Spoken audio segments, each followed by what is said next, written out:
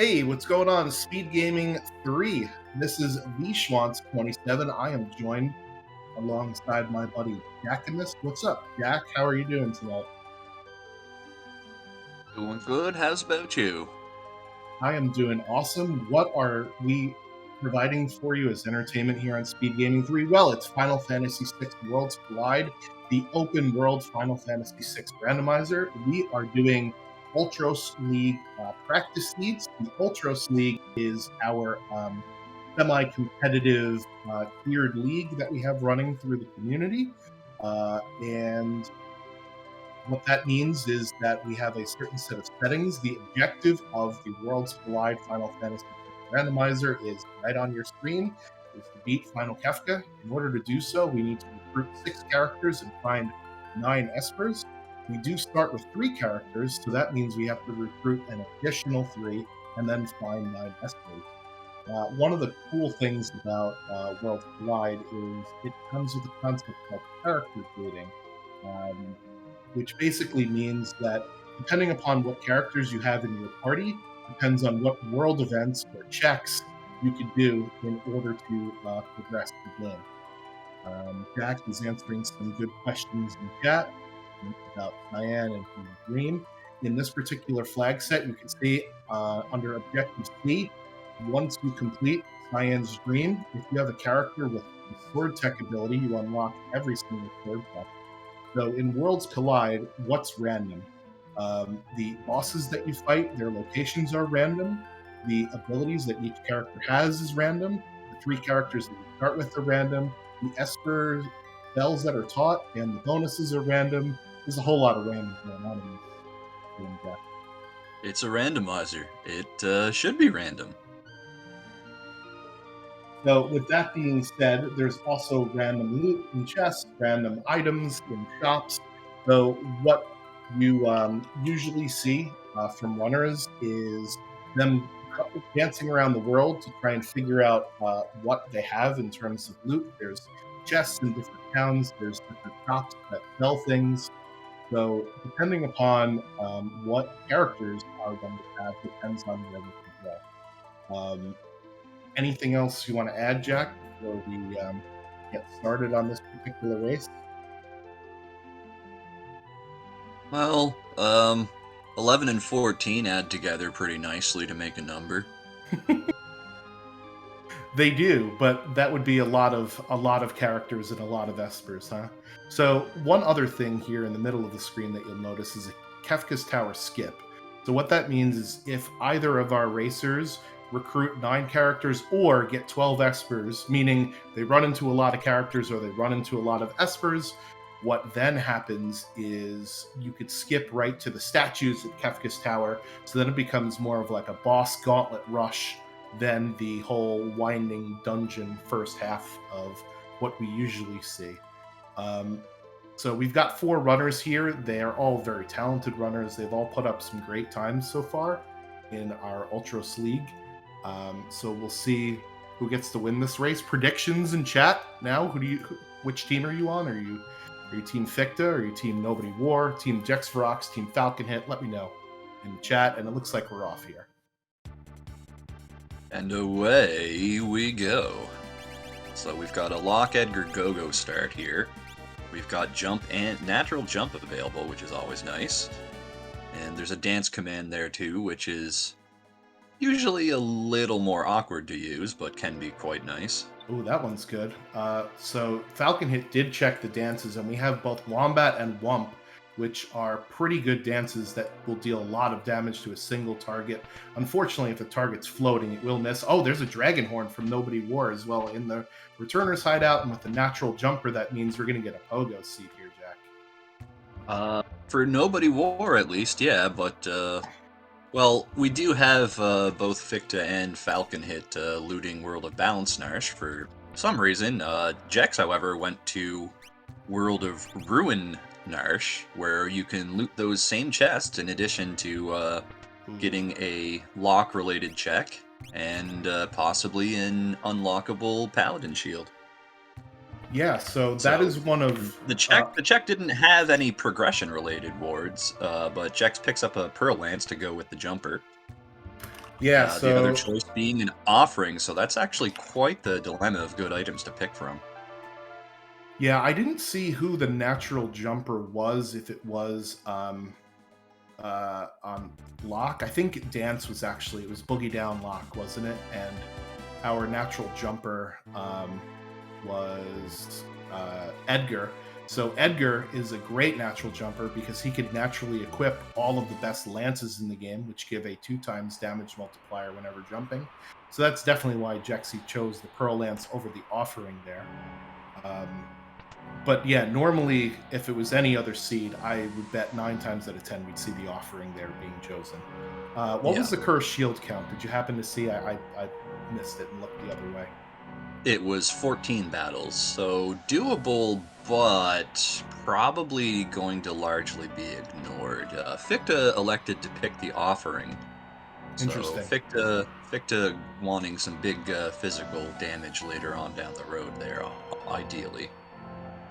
Yeah, offering is a relic that allows you to do 4 hits with your fight command instead of just one, but it halves the damage for each hit. So collectively, you get essentially 2 hits. Now, there are certain weapons that will ignore that half damage penalty, or rather, the half damage penalty doesn't apply as harshly. Atma Weapon, Valiant Knife, Fixed Ice are the 3 weapons. It looks like Jexvarox is heading to the Zone Eater Cave, which is Gogo's one and only check. Same thing with Ficta, because he's reducing his party down to 1 in order to get engulfed. So we got an Yep. early Gogo play here. Nobody War is down in the basement of South Figaro. South Figaro is also another normal opening spot because there are a ton of chests here in the basement. Yeah, there's a red jacket in the one that nobody wore just opened up. Edgar will be happy to have that. Also an ice shield, so some elemental defense early on here. One thing you'll notice that Ficta did before battling that Zone Eater, well, on top of reducing the party to 1 member, so that the battle goes faster, only 1 member needs to be engulfed that way, Ficta also changed the battle speed from 6 to 1. Battle speed in this game only affects the speed of the enemies, so by turning it up for that one Oh, battle, the enemy will attack just a little bit quicker. oh, double bridge Jex and toss from Ficta both Ficta both and getting Jex. chancellored off the edge there. Man, so this is my favorite game of how many times they'll get thrown off the bridge. It's almost like watching the Royal Rumble. How many of them will go over the top and onto the floor? So far, Yeah. we've got Chancellors 2, our runners 0. We'll see if they could turn it around. Somebody in chat, Big Stop, pointing out that there was a ribbon that was picked up in the basement of South Figaro. That's important if they want to crack that Curse Shield, because a ribbon will nullify all of the bad status effects that the Curse Shield has. It will not, however, counteract the bad stats that the Curse Shield does give you. And it also, I believe, doesn't counteract the Condemned counter that comes above your head either. As we see now, it's Chancellor's 4, Runner's 0, and there we go, Ficta getting past. He was the second one into the Zone Eater, but first one passed. Not even taking the safety save. He's playing by the edge of his seat here. Also, no safety save from Jexvarox, so hopefully they don't get crushed by the ceiling here. Yeah. One thing Jax did that was a little neat there, on the bridge, looked like he was about to get bumped by the Chancellor. Jax just opened the menu and closed it, and that disables NPC collision checks briefly, so Jax was able to avoid getting Chancellored that way. Yeah, nobody Another wore. another odd decision that both of them made was to go for that one out of the way chest in the first room. If you have to walk out of the dungeon, you should just get it on the way back rather than take that risk. Because if you get knocked down on your way out of the dungeon, well, that's actually a shortcut. So Well, I guess if you get knocked down, you get up again, right? So, anyway, bad musical puns aside, both of our runners are going to pick up this Magicite here from the Zone Eater Cave. So that is going to set them both at 1 apiece. I did not see what was on the Magicite. We didn't see it yet. And Ficht is trying to go the normal way out, but gets thrown off here. I usually do start actually Zone Eater first if I have Gogo. I don't know why. I guess I'm a glutton for punishment here, huh? Well, there's a good amount of treasure chests in there. I think it's a good place to start whenever you have Gogo. There are 9 chests if you decide to get them all. You don't really want to get those 2 on the bottom unless you don't have a warp stone, and we do not start with warp stones here in this particular flag set. Nobody War taking the Moogle Charm off for some grind fights and runs into a Stereodite, which is one of the Kefka's Tower bosses, but with how scaling goes, all of the enemies are scaled down based on your progression, which is how far you are along to the final Kefka requirements. In this case, we have 3 characters, and it's scaled twice as much as your progression. So this Stereodite is level 6 or so, give or take a level or 2, just so that It, people don't take advantage of things like level 4 Flare, level 5 Doom, etc. it's, well, it's still a steroidite, though, so, Nobody War only surviving because Edgar was in the air whenever it flung off a pretty beefy Bolt 2 spell. Yeah, a little palette swap of one of the harder bosses in the game, Fun Baba. Falcon Hit went to South Figaro in the World of Ruin, and one thing to mention is that if you have Edgar at the front of your party, all of the shops in the World of Ruin, South Figaro anyway, are half off. Another Ice Shield in the Phoenix Cave from Ficta there. That's a nice pickup. Falcon Hit was mulling the choice over, but ultimately went with the Pearl Lance as well. Yeah, so we've got 2 Pearl Lances on the bottom of the screen and 2 Offerings on the top of the screen. So we'll see which of those choices were better by the end of this seed. It seems immediately and obvious. It's kind of obvious that the Pearl Lance is a great choice with a natural jumper who you know can equip it, and you know that there's, or at least for Falcon Hit, he went to Returners, so he knows he has a Dragon Horn as well. Jexferox and Albrook doing some looting. There are 6 chests in Albrook, 5 if you're in the World of Balance. I think he's in the World of Balance here. And Nobody War is doing some grinds outside of one of Locke's other checks, the South Figaro Cave, where you go up against Tunnel Armor in the vanilla game. And this is a good spot because there's a healing bucket right there. Yeah, it's a good spot to gain your first couple levels. Early on levels will do more for you than any piece of gear that you can find. Falcon Hit is flying the airship outside of the desert because there's only 2 things that don't like sand, Kefka's shoes and the airship. So Falcon Hit is going to go check the throne here, and unlike Kanye West, he's going to probably come out with something that will be good, and it is Cyan with Blitz. Well, Cyan is good, Blitz, not so much. Blitz is useful early on for Pummel and Orbolt, but it tends to taper off towards the end of most races.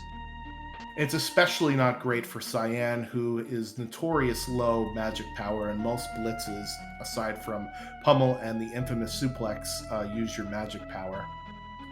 It's true, but stats are really just a number in this game. Just get level. Level's the most important number your characters have. For sure. And we're going to see what's at the end of the Phoenix Cave here. Ficta electing not to take the dragon, which is pretty smart because I think he's still on level 3. That looks like a piece of Magicite that Imp is holding at the end. If it was a character, you see the character sprite. And it is Alexander. So that's Esper number 2 for Ficta here early on. So he's cranking up the progression before he does any of his fights, which is a tactic.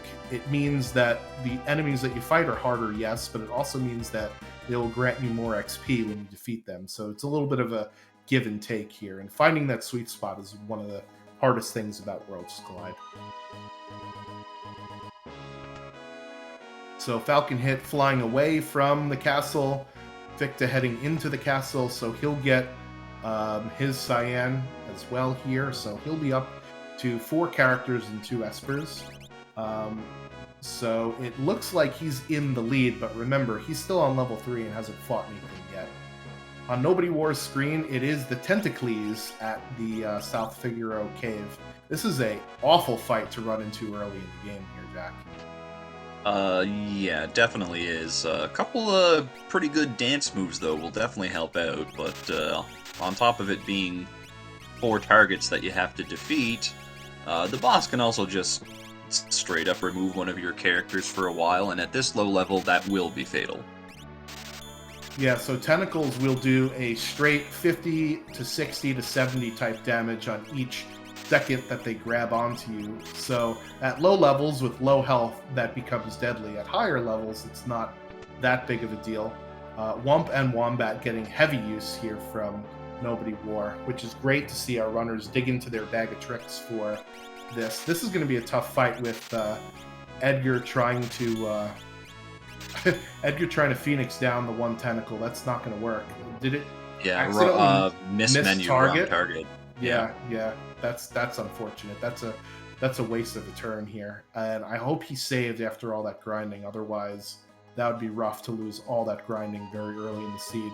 Falcon Hit is Yeah. also having trouble with the Chancellors on the bridge here. So there we go. He only got thrown off once, though, so I guess that's better than some of our other runners here.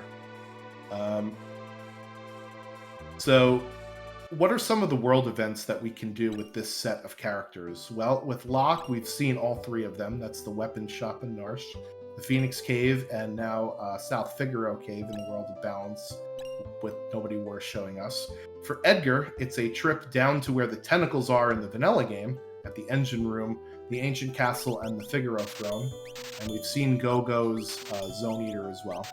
Some of our runners have Cyan, and Cyan has 3 different areas, but it's a total of 5 checks, with Mount Zozo with an optional dragon, the Dream, which is 3 parts in 1, and Doma Siege in the World of Balance, and that is Nobody War having to take a reset there.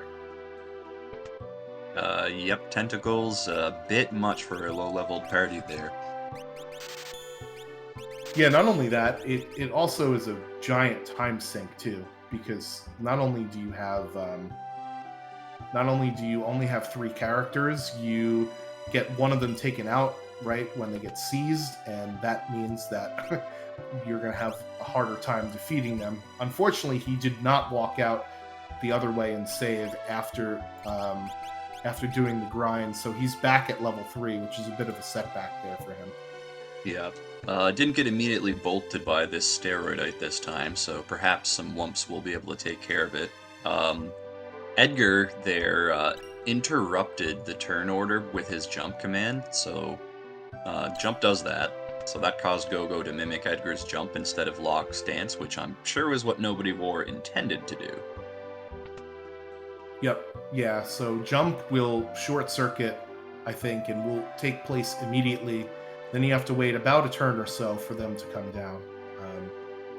So it's technically, you have to wait 2 turns for damage, but on the one turn that they're not doing damage, they also can't be damaged. It's one of those blessings. And Falcon Hit with his Cyan is going to Doma, and at level 3, he's going to take some of these soldiers that are trying to climb the walls here at the castle. They do not have their climbing down. Yeah, it's a bit risky to go after the soldiers because you don't know what the enemies are going to be. Turned out to be nothing too threatening here. Nice instant death proc from Cyan's Scimitar there for Falcon Hit as well, getting rid of one of the enemies instantly. And you're seeing the downside of the Wump attack right there. It's a ground-based move, so floating enemies, which is over half of the game's entire bestiary, do not take damage from it. Wind Slash will definitely do the trick, although not against Wooly, because Wooly will absorb pretty much everything but fire, I believe, is the one thing that damages the Wooly enemy. So this is going to have to be a carry from either Cyan or Edgar, and there's another instant death proc, which you love to see happen. So that's that fight done. If we do get somebody with Rage, Wooly is one of the better Rages as well, and he's already up to level 9. So you see what padding out your stats does with getting both 4 characters and a piece of Magicite for Falcon Hit. I missed one of them on the tracker. He does get more XP for defeating enemies, even though his enemies are technically harder, right? So that's sort of the give and take there. Well, we're about 16 minutes in here, and Jex has finally ended his looting phase and is starting to battle some enemies here. And that's a pretty good monster pack, actually. 2 of them can be killed outright with Revivifies from the item command. Yeah, one of the things that when you're first starting Worlds Collide, a good thing to learn rather is which enemies are undead and which ones are not. The undead enemies can be killed by Phoenix Downs, by Revivifies, by life spells, instantly.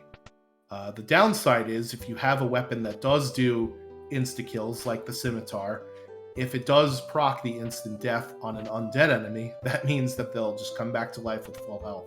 So Well, be sure to watch out for the that. scimitar is actually the one death weapon that's an exception to that rule That's true. Yes, you're right. because the scimitar cuts enemies into pieces. It's a different kind of instant death, and the game does consider that. So the scimitar's cleave effect is actually more potent than your standard instant death. And Falcon Hit finally deciding he's got enough levels and runs into our favorite purple friend, Ultros. This is Ultros number 2, the Opera House Ultros, because we are in a pincer formation in this particular setting. A couple of hits from Wombat and Wump, and we're good to go. Unfortunately, you don't get any MP for that fight, but that doesn't matter. He'll gladly take the easy victory there, and the reward of another Magicite Terato. Let's see what's on it. Cure 2 is pretty good. We'll take that. Anytime you find cure spells in a run, you're happy to see that. Believe me, I've had plenty of seeds without cure, and it's not very fun. Well, it depends on your offense. In this randomizer, the best defense is a good offense. If you have a good offense, you will not need to heal your characters. Yep, a lot of builds in Worlds Collide is basically like a DPS race. Can I out DPS my enemies? Nobody War heading back into the Tentacles fight here. He's got a lot more HP and a lot more levels this time, so hopefully it goes a different way for him. Question in the chat about flags. This is, the Ultros League set of flags. ultrosleague.com if you're interested. Basically, it's what our standard sort of race flags are, without the timers for things like the Opera House and the Floating Continent, so it's pretty standard for what we usually do.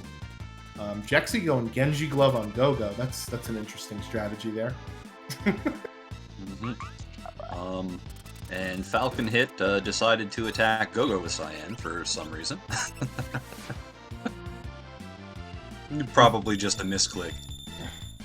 Yeah, these pincer attacks, sometimes your targeting gets messed up because down doesn't actually go down, it goes left or right.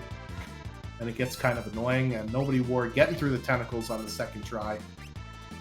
Yep, revenge for awesome. Nobody War. And the reward is, well, it's a Ragnarok. That's a nice big beefy sword.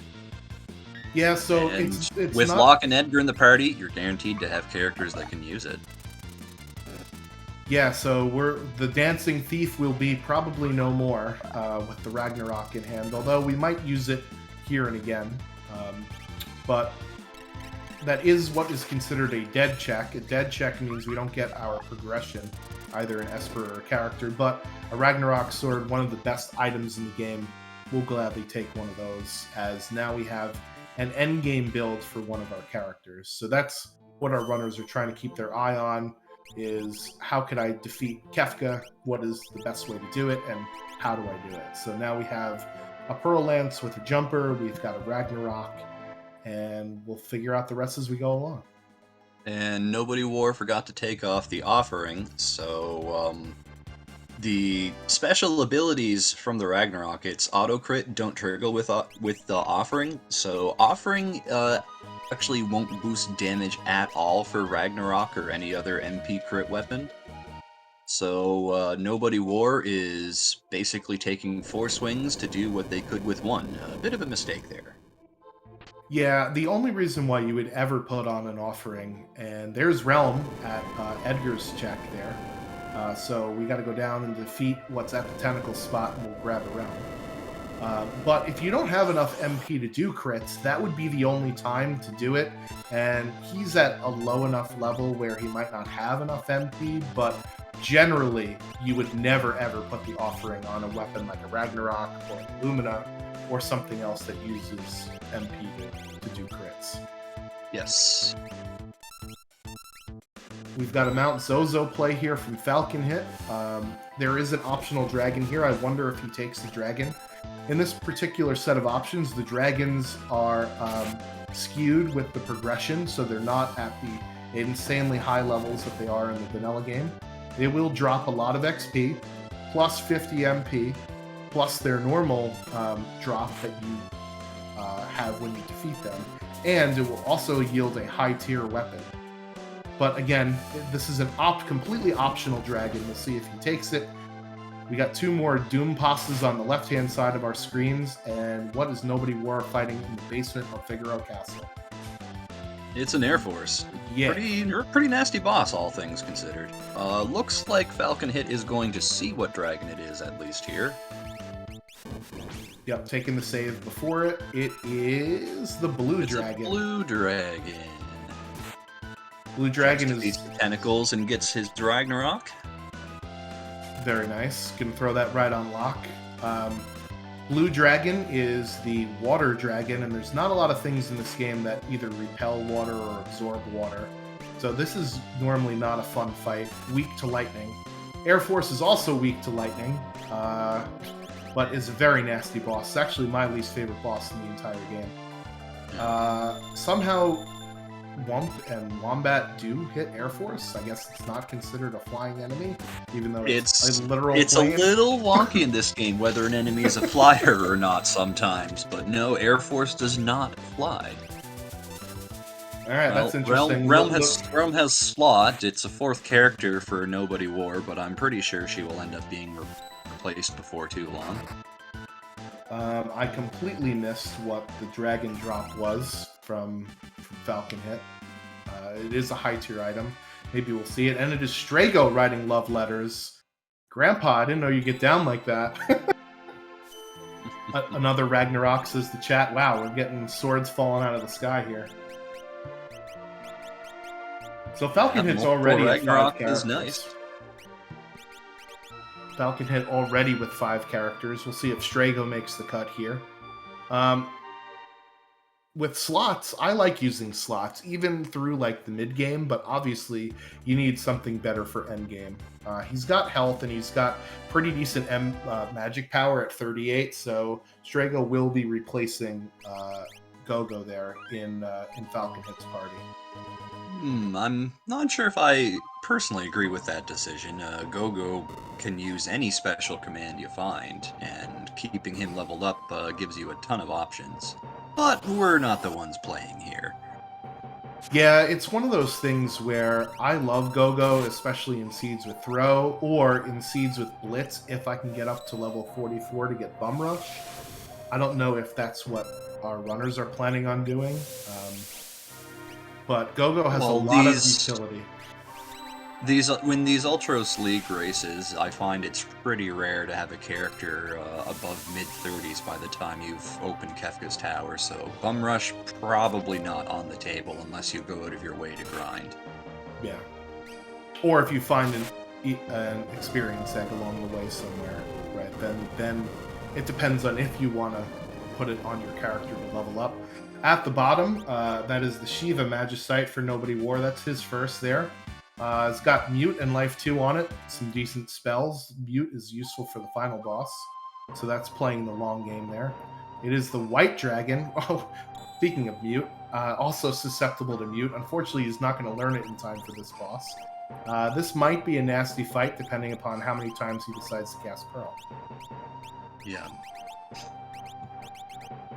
Yeah, White Dragon, usually not too bad, but at lower levels when it can just erase a character every time it takes an action, and it can take up to 3 actions on its turns if it feels like it, you can get into trouble pretty easily against this thing. Yep, Falcon Hit is in World of Ruin Jador, where he presumably will go into Owzer's Mansion, which is one of Realm's checks. He's looking at the auction house, and it says Glowing Stone still available, so it looks like Falcon Hit is going to try and buy himself an Esper here at the auction house. Well, with all the money that Falcon Hit raised by selling those scimitars, why not? Unfortunately, it is just some very, very expensive dried meat. They're selling this at a premium, I guess. Must be cut from behemoth hide or something. Yeah, so how the auction house works is there's 4 different items. There's a $50,000 item, there's a $20,000 reward, there's a $10,000 reward, and another $10,000 item, along with the unpurchasable imp robot. Um, Second try, he does get the Magicite, and this looks like it is the $20,000 reward. So there could be up to 2 pieces of Magicite in the auction house. We'll see after he buys this.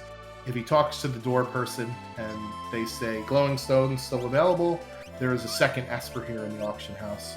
A lot of runners, this is a very polarizing check for a lot of runners. Where do you sit on the auction house, Jack? Oh, it can be over quick, but it can also choose to waste so much time for you. Generally, if I have other options available, I won't even look at the auction house unless my other options are all much longer checks. Then I think it's worth at least taking a peek. Yeah, I usually bundle auction house with realm to turn Bowser's Mansion into potentially 3 checks, which is what Falcon Hit is doing here. I also like to do auction house earlier than most, because if you get a good Esper bonus in one of the Espers from the auction house, you can actually get it earlier, and that's a pretty decent Esper there with speed +1. Speed is usually pretty good, especially if you have jump, but the spells are also decent. There's a Pearl spell in there, which is good but not great. It just takes a really long time to cast, which is one of its downsides. And unfortunately, he turns around into a Welk in the sky here at the Doomgaze spot. Considering it's just a Welk, this is actually just, oh, maybe I get an Esper for free here. Falcon Hit, basically gonna one-shot this thing with Cyan here. 2 big, juicy MP crit Ragnaroks and then a Flare proc. It's probably almost dead already. Unfortunately, he ends up in the Gru hole, and this is one of the annoying things about Welk. He's not really a hard boss, he's just a time-consuming boss. Because not only could he stash himself away like this to make himself unkillable, but he could also slime your characters and make them slow, which definitely doesn't speed up the fight, right? Slow is the opposite of speed. So, not fun. Don't hit the shell. Listen to Vixen Wedge. Vixen Wedge know the strats. If you were to start casting things on the shell, it does absorb lightning, so technically you could cast lightning spells on the shell, and since the shell doesn't get quote-unquote damaged, it actually gets healed, it doesn't do any of its counters. So that's what you'll see some runners do, is queuing up a lot of bolt spells against Welk, but I don't think we have that, right? We have Ice Shields and Ragnaroks and Pearl Lances, so Yeah. unfortunately that's not a strategy that Falcon Hit could do. It took a little bit longer than we thought, but we have simultaneous Air Force and Welk kills. And we'll see if Ficta won a nail biter there against Air Force. Yeah, Air Force is one of those bosses that might just decide, hey, this fight is going to be over. I'm just going to delete you, right? With Launcher into any one of AoE attacks. That's a Palador Esper from Falcon Hit, so that's number 3 for him. That's probably one that not a lot of runners will get, unless... excuse me, that's not number 3, that's number 4 for him. I can't count, apparently. That's probably one that a lot of other runners won't get unless we end up with Setzer, who could do the Doomgaze check automatically. Well, we've still got more characters needed to recruit, so who knows who we'll run into. Yep, that's one of the great things. Falcon Hit's off to do the Dome and Dream now.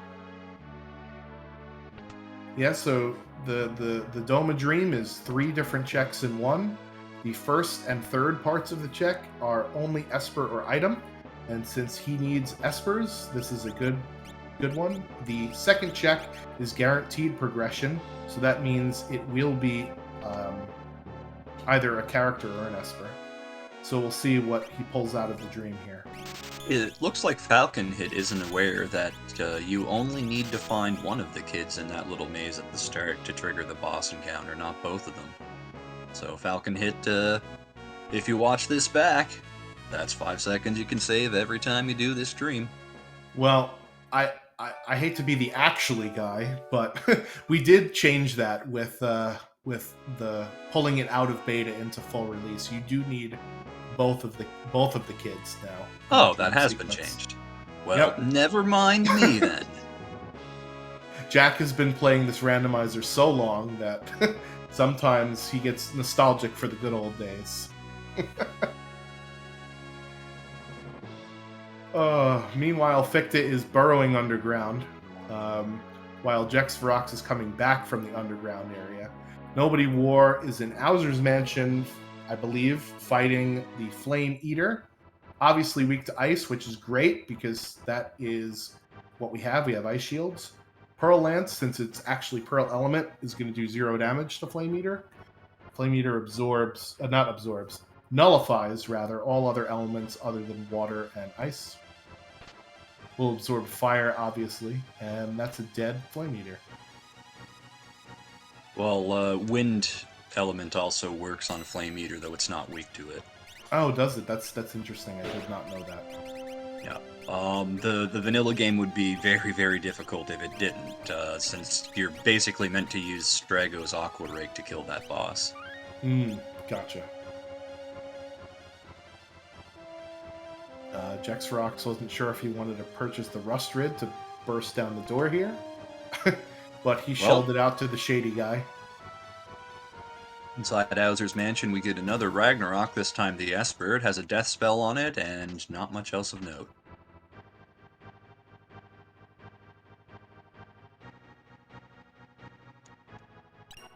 Yep, so that is Magicite number 1, I believe, for Nobody War. Falcon Hit did get past the first part of Cyan's dream, which was, according to his tracker, not an Esper or an item. So that was another dead check. I didn't see what it was. And it looks like everybody is going to go fight the White Dragon here at the bottom of the Ancient Castle. I mean, you're all the way already down here. You might as well do it, right? And it can't hurt. I mean, it obviously can hurt, but... Yep. It's kind of a shame that the Esper that you get from doing the Ancient Castle check teaches you Mute, but you don't learn it in time to fight the dragon that's right there. That's such a jerk move. Who rolled this seed? Yeah, nobody likes whoever rolled this one. No, definitely not. By the way, chat, in case you couldn't tell the sarcasm, it was me who rolled the seed. Anyway, so Ficta taking down a dragon. Jex Verox is going to take down dragon number 2 here, it looks like, and we got a thunder shield from the dragon in the Ancient Castle, so that will actually teach us our bolt spell. And it is Vargas and the Apple Toilets, the Ipoos, at the Rexol spot in, Cyan's dream. So we do have Blitz. Hiding in the Hide Knights is a way better band than Vargas and the Ipoos. Definitely. So we do have Blitz. Cyan has Blitz. So you could technically end this fight in one go, doing it the vanilla way, if you happen to Blitz Vargas. But you don't get nearly as much XP if you do. So that's why Falcon Hit decides to do it the other way, which is just to beat him up a little bit. And that's that. Jex Verox, meanwhile, is going to find his grandpa writing love letters at the end of the dream. Falcon Hit does get the reward of a piece of Magicite, because we did not see a character sprite running across his screen in the dream sequence. So that's Magicite number 5 for him. and gonna go check the throne because there's another item there, and there's Magicite number 6, Unicorn. Very nice. So at this point, we've basically just got Esper Mountain, a realm check left, and otherwise, progress is going to be gated behind one of Strago's checks, which nobody likes doing. Yeah, Strago's checks are notoriously disliked by the Worlds Collide community. They are Ebbets Rock, which is sort of an RNG dungeon. The Fanatics Tower, which the gimmick of the Fanatics Tower, besides the fact that Square loved stairs apparently during the 90s between this game and the Shinra Tower in Final Fantasy VII, is you can only use magic in the Fanatics Tower, which is kind of a bummer, especially since we found all these items like Ragnaroks and whatnot. And Yeah, the this last seed is very fight command heavy, so Fanatics Tower would not be fun. And the other check for Strago is the Burning House, which has those. You can dodge them, but if you can dodge a wrench, can you dodge a flame? Sort of random encounters that you have. So it's not a very short check, the Burning House, and there's no save point in the Burning House, just in case you need to. You can peek the bottom of Fanatics Tower, and it is Sabin down there. So since Nobody War already has 6 characters, he says, you know what? I don't need a Sabin as well. So he's heading into the Phoenix Cave. You can at least try to fill out the Esper roster without a 7th character, but we know, since we can watch all 4 players at once, that you are going to need to pick up Sabin to get over 7 Magicites. Yes, because Falcon Hit has 5 now, and he's done most of the checks. He's gonna get a Ragnarok here, right? And he's gonna get an Esper down in the bottom of Ancient Castle. To Zen Thief, is he selling an Esper or not? I wasn't sure. All we know is that the item was really expensive in the World of Balance. Okay. So yeah, how Worlds Collide works is you actually get 3 Moogle Charms at the start of every seed. So you can equip them or take them off if you'd like to take some grind fights. So you won't have to fight your way up Fanatics Tower, which is nice. But you still have to complete the walk, as there's no way to warp out of Fanatics Tower. Jexarox does see a soldier sprite at Esper Mountain, so this means it's not a character. It's either an Esper or an item, and it's number 128, which is not really a big deal at this stage of the game. No, absolutely not. Not with all of our overpowered weapons.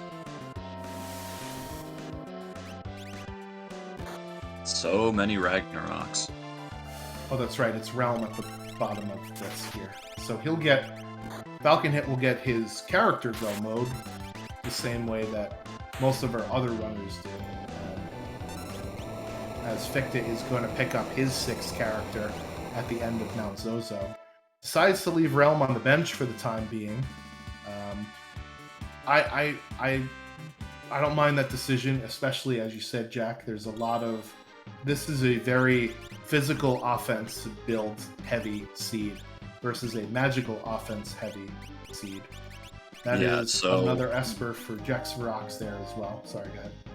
In a seed like this, with a lot of big swords available, you want Edgar Locke, who we were fortunate enough to start with, and the other 2 characters you definitely want are Terra and Zelis.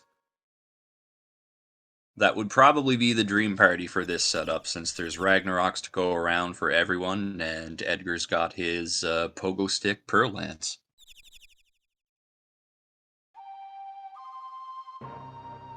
Pogo is always good. So we don't really have a weapon for an offering as of yet, so would you take some of these monster in a boxes here in the Ancient Castle if you're Falcon Hit, just as fish for an offering in case you need it? No, never. I will never check monster in a box checks. They're just there to waste time, and I never think gambling on an offering is a good idea. I find the relic tends to be a little bit overrated because of how great it is in vanilla, but in a race, you want quick animations for your attacks. 4 swings is slower than 1, even if the damage is higher. And you also can't target that damage either, right? You're stuck. And that especially can be a problem because everyone's got to fight that same final battle, and the offering, while it can dish out some decent damage, is not particularly effective against the final boss on the forms that have 3 and 4 different targets. So Jex is in Cyan's Dream. I'm sorry, he's got 6 characters and not 5. Against Narappa. Narappa does have auto reflect on, is susceptible to instant death, but swinging a bunch of high-powered weapons at it will also kill it pretty easily. Oh yeah. Ficta is selling. There's Ragnarok number 3 for Jex. Oh yeah, baby.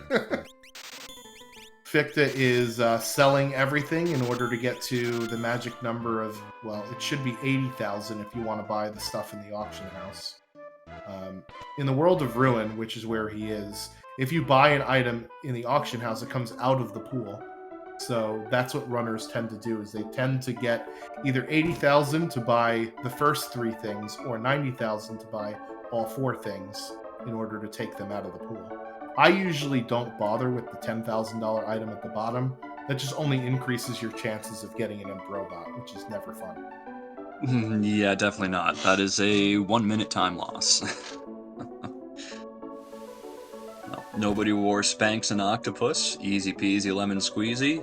Falcon Hit's going to defeat yet another dragon here with no difficulty whatsoever with 3 Ragnaroks on hand.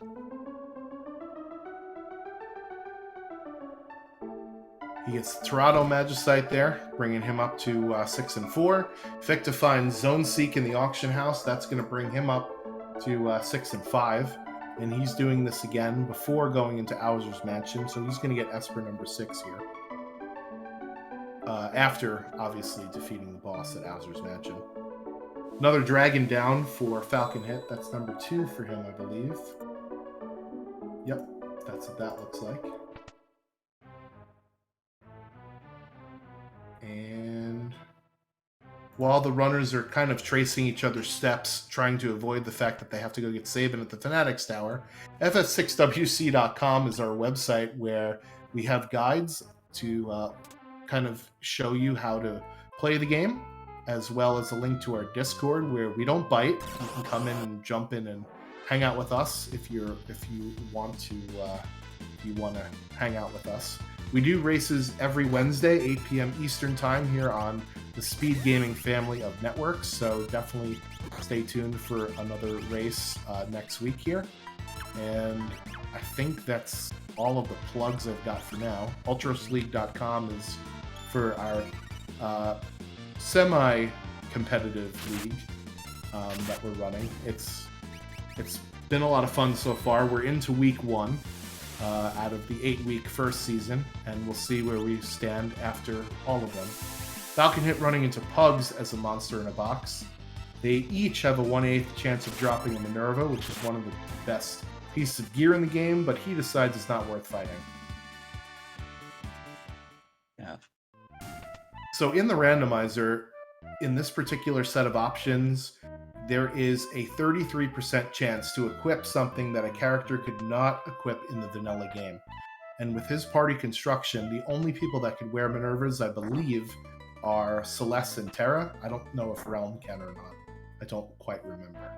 No, just Celes and Terra for normal Minerva privileges. Yeah, so... But of course, because the equipment is Vanilla Plus, anyone could theoretically be able to equip one. Right. Theoretically. But to him, it was not worth going through that battle with the Pugs to find out if he has a chance to drop a Minerva, right? It's a 1/8 chance. Yeah. It's usually a very long encounter if you have to fight your way through those. They have ludicrously high evasion, so unless you're running an offering build or you've got level 3 spells, you're going to be at that forever.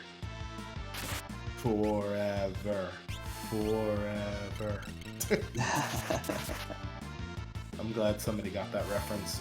Anyway, so we got a confused realm on the bottom of the screen here. I don't know if anybody actually uncursed the shield. I saw somebody trying to, but I don't know if they actually did it. So it'll be interesting. I don't think enough battles have been won yet, but a couple of our racers do still have it equipped. We Yeah, seem to have because lost X's stream.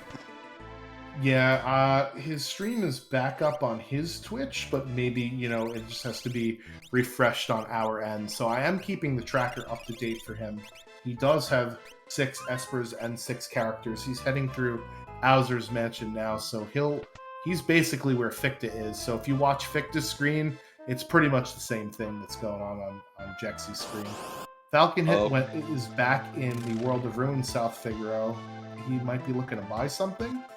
Not sure why he's there. maybe fishing for Super Balls or something, since at this point probably knows he has to do Fanatic's Tower, but I'd say just go there. You've found a bunch of elemental shields already, and they're of different elements, so it's basically guaranteed you'll be able to break those to kill the boss at the top, so I would just go and do it, personally. I wonder, does he still have Gogo in his party? I'm not quite sure. Because if you do have Gogo in your party, you could actually mimic a broken shield, rod, breakable, etc. Even if you don't have the item in your inventory. So you could throw your one um, Thunder Shield or Ice Shield and just mimic it over and over again with Gogo. It looks like he does not have Gogo in his party.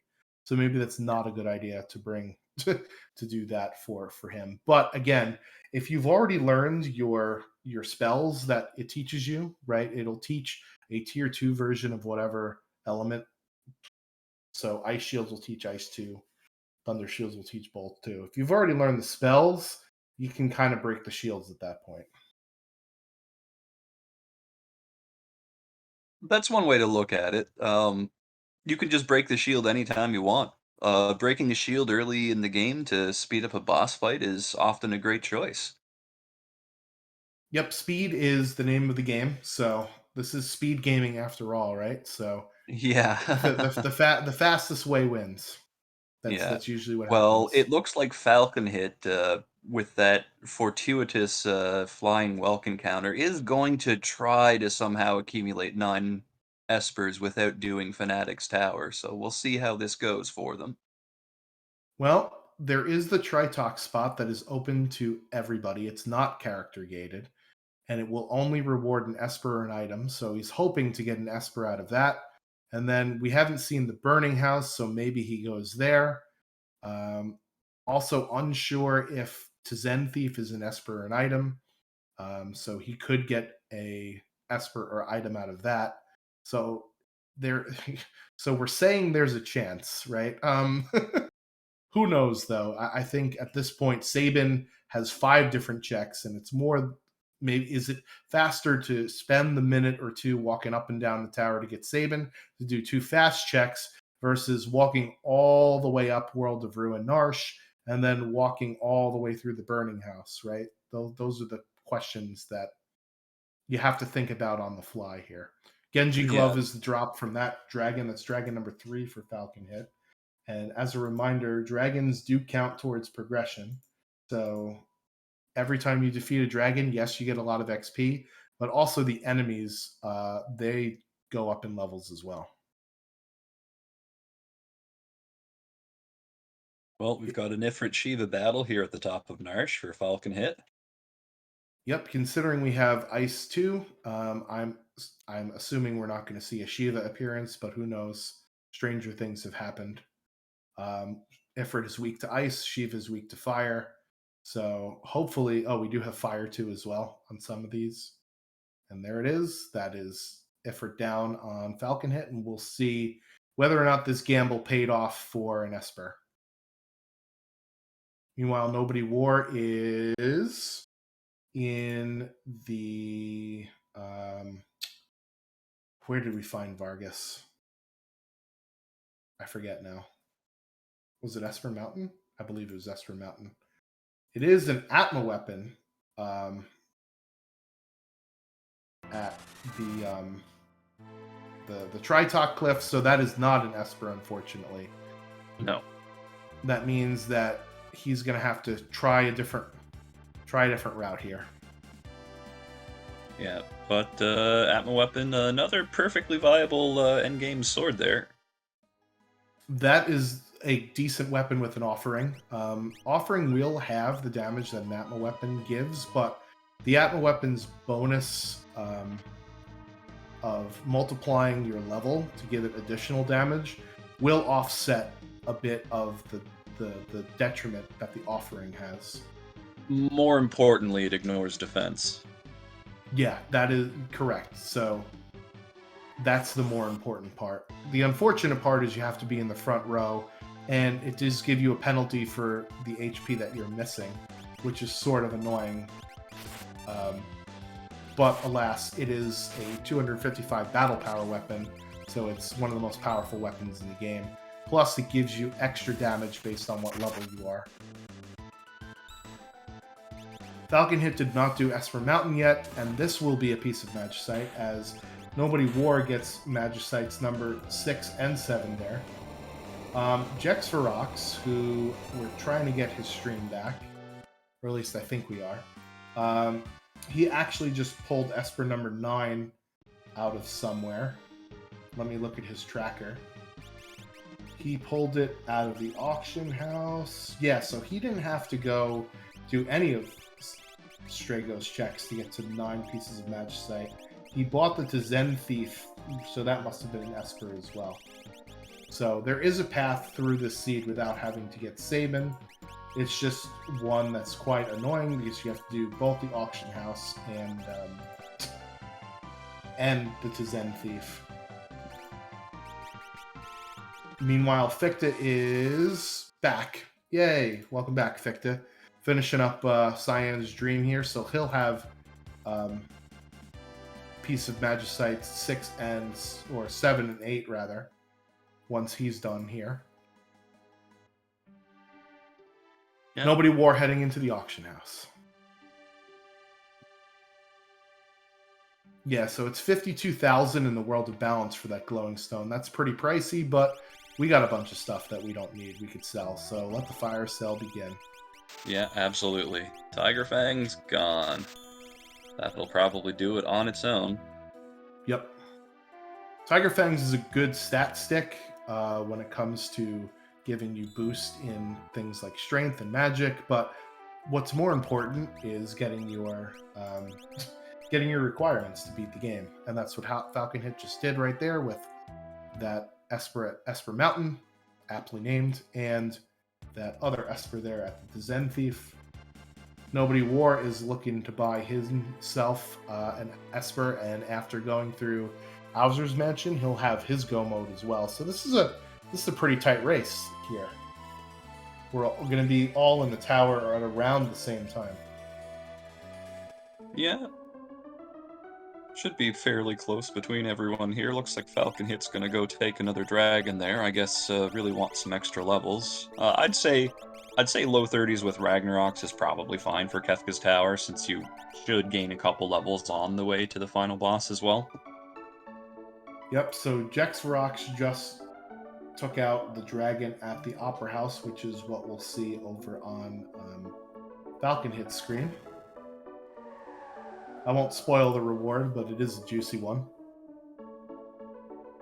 In a seed that's already juicy. So the rich will get richer here. Well, it's a Skull Dragon, so that's not going to last long at all. It'll fall under a hail of Ragnaroks or some Pearl Lance Pogo jumps. Yep, it is the dragon. It is the quote-unquote undead dragon, so it's weak to Holy or Pearl, and it's also weak to Fire too. But Pearl Lance will definitely do the trick here. This Skull Dragon's not long for this world. No, definitely not. Yeah, so that's dragon number 4 for Falcon Hit. That is a lot of dragons that he's taken, but sometimes with your route, if there's a dragon in your way and you think you could take it, then you might as well, right? Because it gives you so much XP and MP and a Valiant Knife as well. Yeah, Valiant Knife, pretty nice. Not really needed at this point for Falcon Hit, though, I would say. No, definitely not. Valiant Knife is something that in the vanilla game is equipable by lock. So we at least have somebody in our party that can use it. It is kind of, I don't want to say the opposite of the Atma weapon because it's not exactly the opposite of the Atma weapon, but it does more damage as you have less and less health. So it adds in a bonus based on how much health you're missing to your damage. Falcon And Hit is our first one most in. importantly, the Valiant Knife also ignores enemy defense. Yep.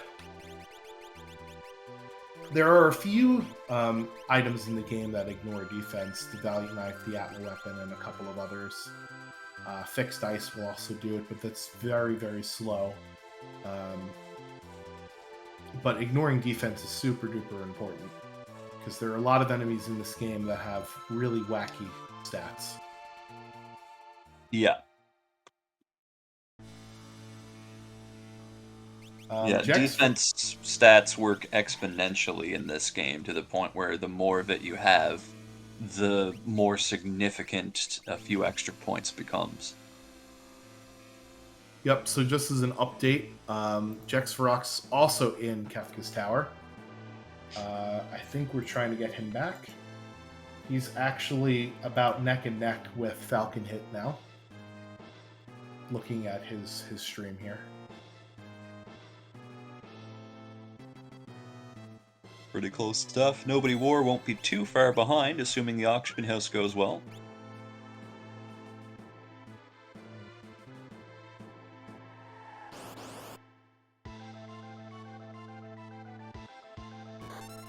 And our first boss is Rexol and the Soul Savers.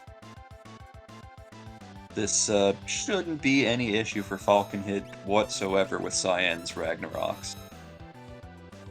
Yeah, unlike in the vanilla game, there is no zinger concept in Worlds Collide, so you can't use the vanilla speedrun strat of just using one of the insta-kill espers, but hitting it with a stick definitely helps.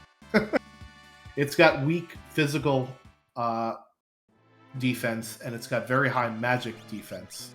So physical attacks are the way to take out Rexol, and as you see, all you needed was 2 swings with the Genji Glove, Ragnarok user, and Rexol is done. Nobody War is having a joyous time in the auction house. As is wont to happen. He decides that after a bunch of tries, it was not worth it, so I wouldn't disagree with him. I actually don't hate Ebbets Rock as much as I know a lot of other runners do. To me, it usually takes about a minute or so inside of here to collect the coral and head to the right chest, which is not terrible for a dungeon. I think it's just the random. For Nobody War, though, the issue here is that you don't know what the reward is. It could be a character or an item rather than an esper, which is definitely not desirable at this point in the race. Yeah, Ebbets Rock is one of the checks that you actually cannot peek before you go do it, which is why I tend to try and get it out of the way early, right? Versus a check that's peekable you leave till later when you know what you need. But it's weird in a randomizer. A lot of runners don't like the randomness that is Ebbets Rock. I always found it strange that rando's gonna rando, except in Ebbets Rock. Yeah. You do need to get 22 pieces of coral and no less to deliver to the chest in order to fight the boss. And you get teleported around these random tiles. So it looks like Nobody War has got his magic number of 100. Not 100, 22 rather. And he's just looking for the room with the boss now. Yep, that's all there is to it. Meanwhile, Falcon Hit traversing his way through Kefka's Tower. Ficta is in a shop somewhere. I think he is in the auction house, maybe? Some fundraising for auction house purposes. Yeah, again, if you want to buy the stuff in the auction house, it's either $80,000 if you want to buy the first 3 things, or $90,000 if you want to buy everything. So it looks like he bought one of the more expensive items and is getting some more money to buy some of the cheaper ones now. So if one of our runners was to get the Kefka Tower skip, they would actually skip to these 3 switches that you're seeing on Falcon Hit's screen. So it cuts out the first boss plus a lot of the dungeon movement here. And it is It's Atma about a Weapon. 5-minute time save. It's pretty handy if you can unlock it. Yeah, depending upon how bad the boss is at the Inferno spot. But, 5 minutes is probably the average. It would save more if that boss was going to be hard. And it's Bathroom Break here, my favorite punk band, Rizopus and the Piranhas, for the Guardian spot. Yeah, just put something down on your A button and go to the fridge and grab another drink, or take a bathroom break, go have a smoke. You got lots of time. So unlike in the vanilla game that has there's an audio cue within the battle music to tell you when Rizopus will appear. In the randomizer, it's actually a random amount of time between 5 and 55 seconds. Although, whenever I play, it always seems like it's the 55 rather than the 5. Looked like it was about 10 or 15, so pretty fast Rizopus fight on this one. And the RNG for that is the same for every player, so every player will have the same timer for that fight. But more importantly, he did defeat his first boss after all that walking around and can finally get to the save point. That's the point in the run where you breathe a sigh of relief, just because you never ever want to wipe on that boss and have to walk all the way back through the tower. That's an awful feeling. Yeah, there was a phoenix down inside the memory chest, and now there's a Yeti that's going to get carved up like a Christmas turkey. It's the dabbing Yeti, my favorite kind of Yeti. I don't even think he's going to get a green cherry here. No, definitely not. Falcon Hit pumping out way too much damage. Yeah, Umaro is a boss of 2 different phases. In the second phase, he actually apparently raises his attack and defense, even though it doesn't really seem like it. And he will jump on occasion if you really let him take too long. So it can get quite annoying. And oh no, Nobody War is going to find the character at the end of Ebbett's Rock. Running out of the cave to find Celeste over there. So well, Celi's at least is a good character, and one of her checks is very, very fast. Yeah, so Celeste's checks are the South Figaro basement, where she is in the vanilla game, where you find her in that room, prisonered away. She also unlocks the Magicite factory, of which there are 3 checks in one, and the first 2 checks can only have an Esper or an item. So that's probably where I would head if the South Figaro cell doesn't get me my Esper. And then there's the Opera House in the World of Balance, which is quite long for this stage of the game. Yeah, Falcon Hit passing that Genji glove around so that Locke can now use 2 Ragnaroks as well for his boss fight. It's a Funbaba, so shouldn't really be an issue for Falcon Hit here. If Falcon feels like they're in danger, they can always swap one of them Ragnaroks out for a Thunder Shield, which is Funbaba's chosen element. So defense is available here as well if things look dicey. Ficta does get his 9th piece of Magicite there and is heading over to the Opera House Dragon. I guess he's feeling a little light on levels. He's taken 2 dragons, looking at his tracker.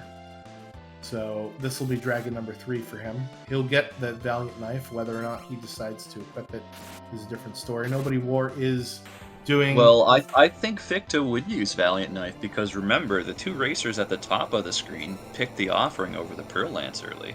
Oh, that's right. You are absolutely correct. So they do have an offering. Finally, all this time later, it pays off. And it is a piece of Magicite at the cell, so that is go mode there for Nobody War at 105.21. So all of our racers are just heading towards the tower now. Or in the case of Jax, Ferox, and Falcon Hit are in the tower. Well, Falcon Hit just one boss away from moving on to the final battle.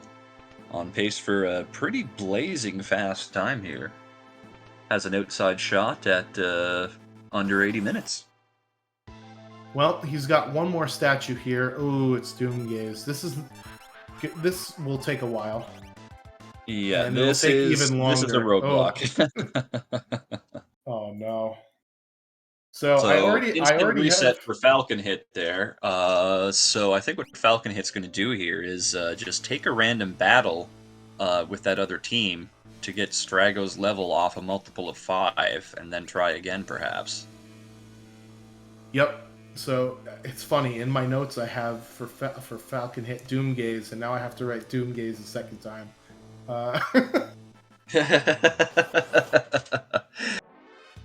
So that's dragon number 3 down for Ficta there.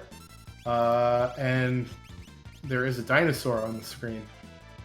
So this will definitely get your level off of level 5, because Allosauruses usually get pretty good XP. I wonder what Nobody War is looking for here as he's digging around in some different shops. There it is. He's at level 36 for Strago. Now, do you take another fight to get Gogo off of 20? It looks like he's going to. Yes, absolutely. Doomgaze is a boss that you really don't want to fight through solo unless you're packing a lot of force equipment or a safety bit. Yeah, so Doomgaze will cast Doom, as the name implies. It's right on the tin. He doesn't lie.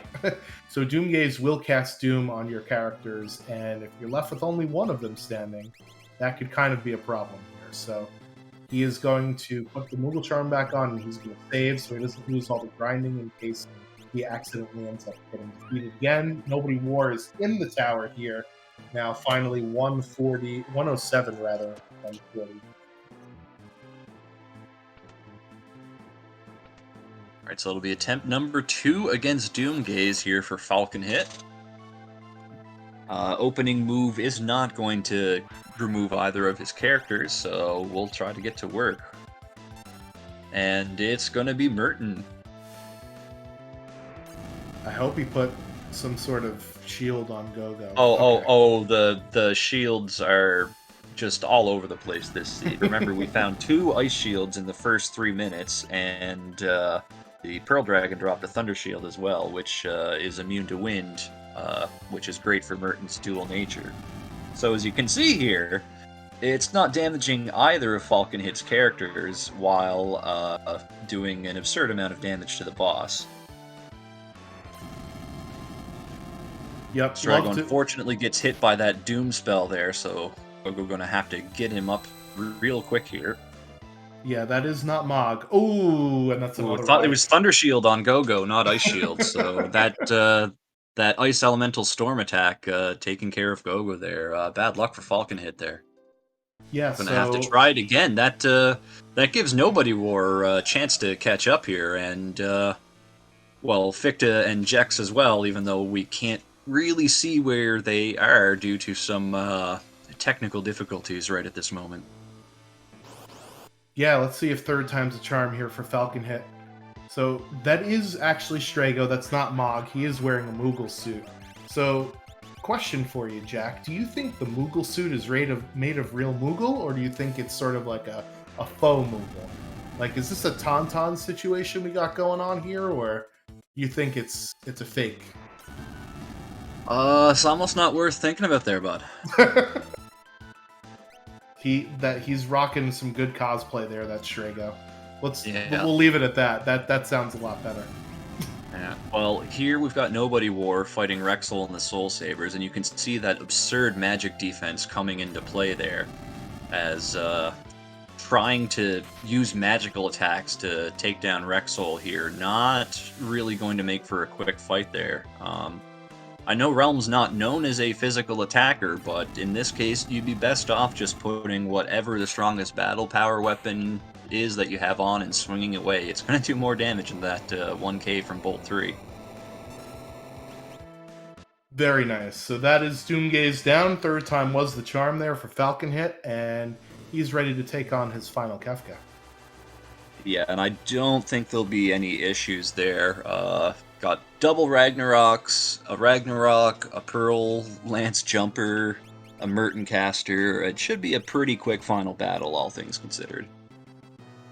Nobody War is getting a bit lucky with these dances, targeting Rexel itself and not one of the zingers up until I just said it, Curse of the Commentator, for Wombat and Wump. The zingers do have Reflect on, so if you accidentally cast something on one of them, that could be a bad time.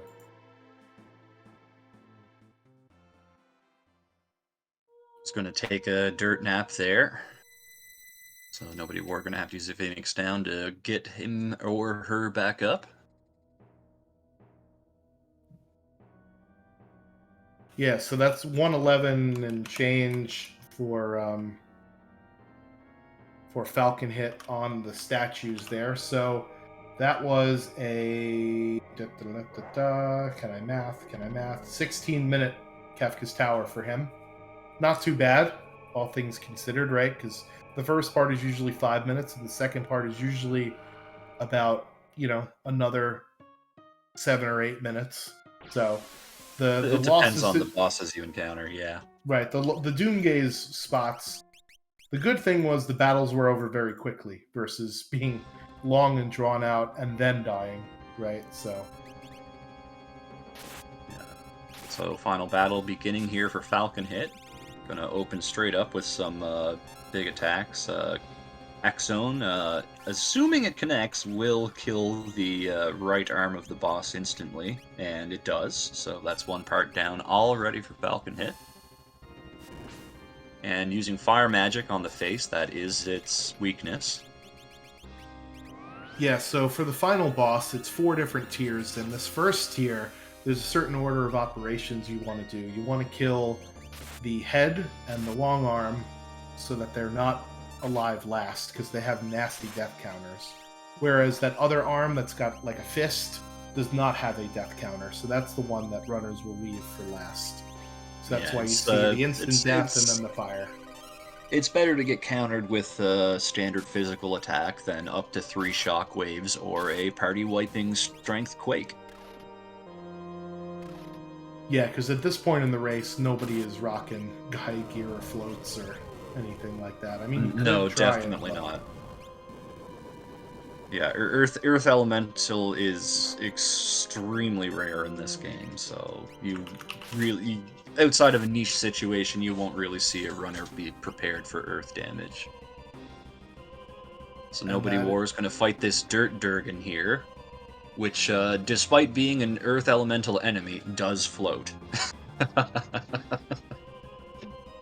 Yeah. Wrap your head around that one. Dirt Dragon is one of the more annoying dragons, because even if you're ready for Dirt Dragon, right, with float, he will counter with a move that actually puts your party back on the ground. So, super duper annoying. Because obviously one of the counters to his Quake spell is to cast float on your party. As there you see Quake come out, and that is Mog dead, and that's a reset for Nobody War. He must feel under-leveled to be taking a dragon in Kefka's Tower. He's got 2 of them down. He's got 2 dragons. Low 30s might be a tad under-leveled. I don't think Nobody War has definitely found the same level of offense that Falcon Hit's been able to muster up. Yeah, plus when you buy all of those Espers, right, and you do some of those checks that don't require battles, you miss out on experience. Yep, yeah. You increase the scaling without scaling yourself. So Falcon Hit learning how unreliable the X-Zone spell is here on tier 2. It can that's 3 misses in a row now. my record is 8, so he hasn't gotten to that level yet, but it's still pretty bad. Well, you look at the damage Merton's pumping out. At this point, you might as well just go for damage to kill it, I would say. But X-Zone does connect on the 4th try, so that is the Magitech using part of the boss defeated. Yeah, so much like the first tier, there is an order of operations here in this particular tier. Not that there are nasty death counters per se, but Tiger, which is the Tiger head on the bottom, is weak to ice, but he will do the most devastating attacks to your party. he could zombie your party, he could freeze your party, and he also has some nasty spells that he can cast as well. Magic It's can, really the status effects that are the big danger there. yep, Freeze cannot be prevented at all with any accessories, so nothing you can do about that. And who's going to wear a safety bit in the final battle whenever you want relics that boost damage? yep, and having a zombied character hit your own party with endgame type offense is never fun. Uh, the No, blue absolutely not. the blue guy will death counter here with 10 hits as you're seeing, but is not that big of a deal. It's 10 physical attacks. If you're ready for it, it's really not a big deal, and even if you aren't, it's not too bad. The problem Yeah. comes when you kill magic and hit at the same time. This magic can death counter with quarter, which reduces your HP to a quarter of what it is now. And then 10 hits, that's a bad 1-2 punch. So you try not to kill them both at the same time. So it looks like here he saved magic for the end, which is good. We had Siren right at the very beginning of the seed, which would mute magic, basically neutralizing him. So that's what a lot of runners do. They'll neutralize magic and save magic for the very end. Moving on Yeah. to tier number 3. Yeah, even in a seed where you have enormously high offense, it's still faster to mute the magic part, because that's just a whole bunch of spell animations you don't have to sit through coming out of it. Yeah, in my Ultra seed this week, I was on awesome pace until I hit tier 2, and didn't have mute for magic, and just sitting through spells. And magic can also cast muddle, which can confuse your characters. Happened to me, and my character happened to take out 2 of my other characters, so it got a little dicey there. And recovery time, it's never fun. It's the Yeah, game. The game is hard when it forces you to fight 4v4 instead of 4v1 or 4v2. certainly can be, yeah. Well, the girl's down already for Falcon Hit with some big Ragnarok swings. Ficta's moving their way through Kefka's tower now that the stream's back up, fighting Umaro, so getting close to that final battle, and Nobody War just entering the switch room. Yeah, so tier 3 is 2 different parts. Girl with quad 9's HP absorbs all elements, but that's why you want Ragnarok swinging around. Sleep has 40,000 HP or so, and will start countering under 10,000 with nasty attacks, and will death counter with up to 2 physical insta-kill moves. I don't know what espers we have, if we have our calmness prevention here. So You'd have a more difficult form of calmness protection here. We do have the Phantom Esper available, but not the easier to use Fenrir or Golem. yeah, so Phantom will cast Vanish on your entire party, which means physical attacks will always miss, but magical attacks will always hit. So it's important to count your damage, and it looks like Falcon Hit is going to try for Phantom here. Hopefully this will be a big swing. Oh, nice proc here. Oh, with the proc, I think that's going to work out just fine for Falcon Hit. Yeah, and there it is. Wow. Easy peasy, lemon squeezy. Textbook use of Phantom there. I've only ever pulled that off once, and I've tried more than once. So very nice job for Falcon Hit as he's on to the final battle. Yeah, I don't think Kefka's going to last particularly long here. Kefka does have a big juicy pool of 60,000 HP, but 62,000. Oh, I stand corrected. I was told there would be no math this stream. I'm sorry, chat. Under 30,000 HP starts countering with things with Hyperdrive and Havoc Wing. Under 10,000 HP can counter with Ultima, so we want to be careful of those HP thresholds. There is a place in this battle, though, when he charges for his quote-unquote ultimate attack called Goner, where he does not do any counterattacks. So we'll see the kitchen sink being thrown at Kefka then. He will cast Fallen One, usually after the first turn, unless you get under that 30,000 HP threshold I mentioned. So here comes Fallen One. And you want to be ready with... Not quite under that threshold, but Falcon Hit's already done, well, after this double swing, has done the 30,000 damage. So you just have to be ready with a Cure spell, and we have Cure 3, which is good. Mega Elixir would also be good here. But Cure spells will also work. And Here comes the hyperdrives, which usually spell death, especially Yeah, since that's his gonna party that's is gonna just technically, flatten Edgar. especially because his party is technically still vanished. But I don't even think you could dodge hyperdrive anyway. Oof. Ooh, that's a very powerful physical attack that Cyan just ate there. But that is gonna hit really hard. No shield on Cyan with the double weapons there. And it's time to smash some shields for max damage here. With any luck, breaking 2 shields would be enough for Falcon Hit here, but looks like Falcon Hit's electing to play it safe here. Gonna only break the 1 shield, heal up, and tank the Goner and keep going. Yeah, it's good to have 2 people up during Goner, because Goner will do split damage amongst your party. So always good to have at least 2 players up. I guess he was worried about not doing as much damage and dying, not realizing that his lock was already at full health. I believe the elixir was to restore magic points rather than hit points. That's, yes, you're absolutely right. Because now here comes life 2. And there you see jumping, dabbing Yeti just flattening Gogo. F's for Yeah. Gogo in the chat. Oh man, that's rough. Here comes Train, which will blind and mute your party.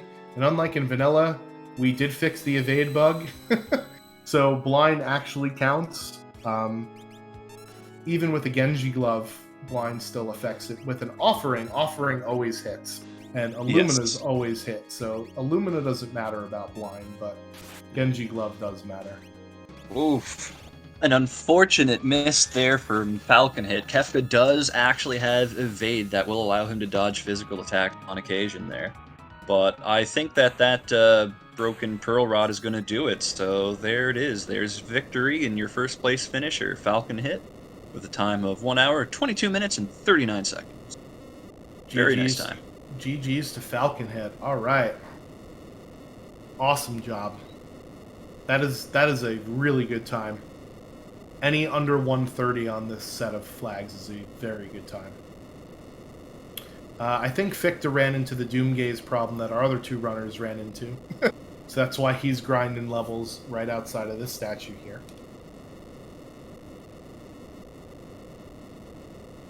Yeah, got to get those levels to the right number. All right, I'll see if he would like to come in for an interview. See if we can get him in. By all means. In the meantime, you could take over as I do some beepity bops to try and get him in here. Well, while Schwantz is doing some beepity bops, I guess I'll do some yakety yaks. Well, Ficta using Super Balls in the final area, that reeks of desperation, to say the least. But if the damage rolls well enough, should be able to get through Doomgaze there. Nobody War battling Funbaba on the other path there, so pretty close between both of them right now, at the very least. Ferrego gets electrocuted for Nobody War, and Edgar in midair is going to land for some damage now. Jumping with a Ragnarok is Nobody War, because remember, they did not pick up that Pearl Lance early. They elected for an offering. Yeah, so jumping with a Ragnarok or an Illumina is always a bit funky because, as Jack said, you do get the double damage crit, and jumping essentially takes 2 turns. So jumping with a Ragnarok only really gives 1.5 times the multiplier because of the natural jump multiplier. So it's a bit strange to be doing this, even with the Dragon Horn. But anyway, we've got Falcon Hit in the booth. Congratulations on your first place victory. GG's.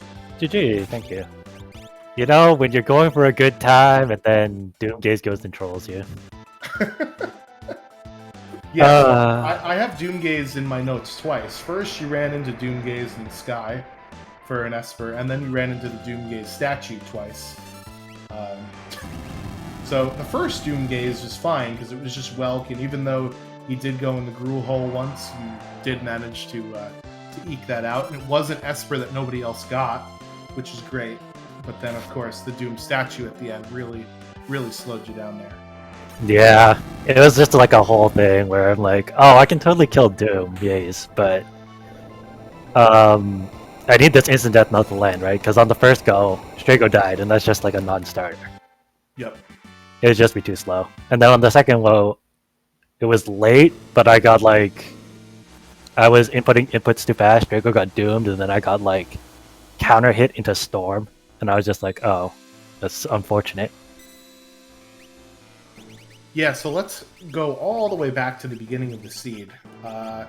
There was a choice in in the weapon shop between a Pearl Lance and an Offering, and you picked the Pearl Lance. You picked the Pearl Lance because Edgar had jump, and Edgar could equip the Pearl Lance, I'm assuming? Yes, it was the question between immediate power or like future power, and I was like, oh, I probably should have picked the Offering in hindsight because that Dusk Requiem was like the most broken thing I've ever seen in my life. The first two were Wombat and Wump, and I was like, anything that's not flying is just going to instantly die. Yeah, that was one of the better dances I've ever seen. Unfortunately, you did fight some flying bosses, which were bad to Wump, and we did eventually find both an Atma weapon and a Valiant knife for your Offering, but again, you never know if you're actually going to find those in the seed or not, right? So it just depends on, you know, if you want to leave it up to RNG with the rest of your seed or not. So Because with the Pearl Lance, I had a Dragon Horn, right, already? So I was just like, oh, this will just like secure my mid game. yeah, Pearl Lance Dragonhorn jump is, well, in my opinion, it's an endgame build, but that's even if you don't have the Dragonhorn, it's still very good for a very long time. What else do I have written down here? Oh, auction house. So you went to the auction house very early when you got Realm. Was that a deliberate decision on your part? Do you do that most of the time? I don't do that most of the time, but for this situation, I think I called for it because I was like 5 characters, 2 Espers. And in this situation, in the past, I've gotten... what's the word? I've gotten like kind of stuck because I use Esper bonuses a lot, but when you have like a ton of characters and no Espers, you just like start to fall behind a bit. You don't scale as much. So I was like, oh, I need an Esper. I should just check auction house. And I got really lucky because there were 2. I tried to go for the second one, but I was like, if I don't get the Zoper luck here, I'm just gonna leave. Yeah, and thankfully you got it on the second try, right? The first try was the very, very special piece of dried meat. What the heck was in that meat? Did it taste good? We'll never know. It's sitting in the inventory. That was a very expensive piece of dried meat for 50k. And the only other thing I have is excellent use of the Phantom strats on tier 3. So talk me through that. Do you usually use Phantom if you don't have Golem or Fenrir? Or was this one where you're like, yeah, I'm just going to go for it and we'll see what happens? I use Phantom all the time. It's not that difficult in my opinion. It's just a little bit risky because if you don't have a calmness breakthrough like I had, or I also didn't have calmness breakthrough. None of my attacks did over 10k damage. Well, if I got lucky with like Cyan's proc, maybe. But it's a little bit risky because you need to bait an attack, get the rest below 10k, so you have a chance of getting Meteor trained, Right. and then wait trick Phantom and then do your attack, right? Yep. It is, yeah, it's very technical, but that was very well executed, perfectly executed, in fact, because Calmness came out actually twice in your case, right? So that could have been potentially devastating had you mistimed your Phantom cast. I've only successfully pulled it off once, so to see it done in a race is fantastic, and that just shows you the skill that you have being in the top divisions here in the Ultras League. Any other thoughts about your race or anything that I did not mention that you wanted to point out? Only that I love the seed because it literally gave me 3 Ragnaroks, and I was just like, oh, thank you, seed. Well, you could thank me later for rolling the seed. You're welcome. a lot of physical offense, not a lot of magical offense. So when you saw that going through, did that sort of shape your party composition away from magic users like Realm and Strago, and more towards physical users like, well, Edgar had natural jump, but Locke and some other characters like Locke. Oh, for sure. I had Locke with a +1 magic esper, so he was like doing serviceable damage with bolt 3, because you saw at the end I was using bolt 3 as my primer for calmness. Yep. But honestly, I think it's a misplay that I didn't go to Burning House, because when you have physical attackers, levels are like the king, right? Right. Yeah, And because the physical damage formula multiplies it does some multiplication, but essentially it counts level twice. So with physical attacks, levels are exponentially as good. With magic, you only count the level once in the damage formula, so they're not as good. But yeah, so go ahead, Burning House. yeah, I probably should have done Burning House for levels. You can see I took 4 dragons. That was because Yep. I needed levels as any way I can get them, right? I did a lot of free checks, so I didn't like do a lot of bosses. So at the end of the game, I was only 32, and Yeah, with a you physical, were pretty low 30s. Yeah, because we did to Zen Thief, we did Auction House, we did Figaro Throne, we did Zone Eater, we did Weapon Shop, although that wasn't a Esper, right? So that right there is 5 5 5 checks without doing a battle, right? So even though Owser's Mansion, and did you do Owser's? It doesn't look like it on your tracker. You did. I didn't do Azur's Mansion. You did or did not? I did not. Okay. So Owser's Mansion has forced encounters, so you could get extra levels there, but since you didn't do it, right, that necessitated the need for dragons.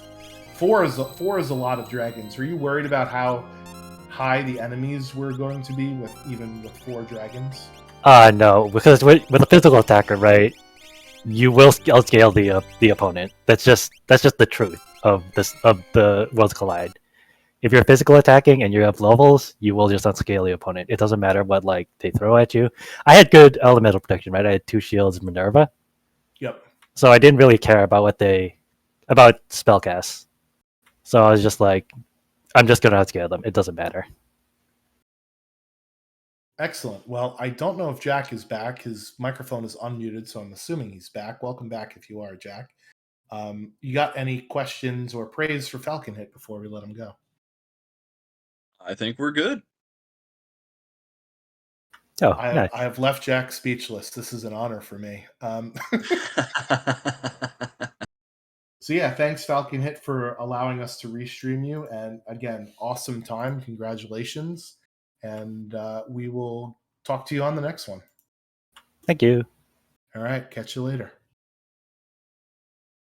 Meanwhile, back to reality. Ficta is on tier 3, it looks like, as his screen is frozen. Jex Varrock's off stream is on the final Kefka battle here. He's on the final boss, the final part of Kefka. Nobody War is unfortunately getting stonewalled by Doomgaze, which seems to be a theme here with this particular seed, unfortunately. Yeah, Doomgaze is definitely a problem boss, and Nobody War is still sticking to that offering with the Ragnarok. Not efficient use of it there for sure. All right, well, Jex has just finished. 1:35:11 is his time. So GG's in your chat for Jex. We'll have to unfortunately inform him that the stream missed half of his race. Hopefully he won't be too salty about that, but that's the way it goes sometimes. We're doing this with all of the fun that comes along with it, and there is a very good restream team at work here at SpeedGaming. They do a really good job, but that's sometimes how it goes. We do have Jex Varrox in the booth now as Ficta ends at the final boss. GG, Jexy. Congratulations on your finish. Excuse me? Hello, there you are. Yes, I am here. Congratulations on your finish. Thank you. That was a little rough. Yeah, so let's talk about the very beginning of the seed.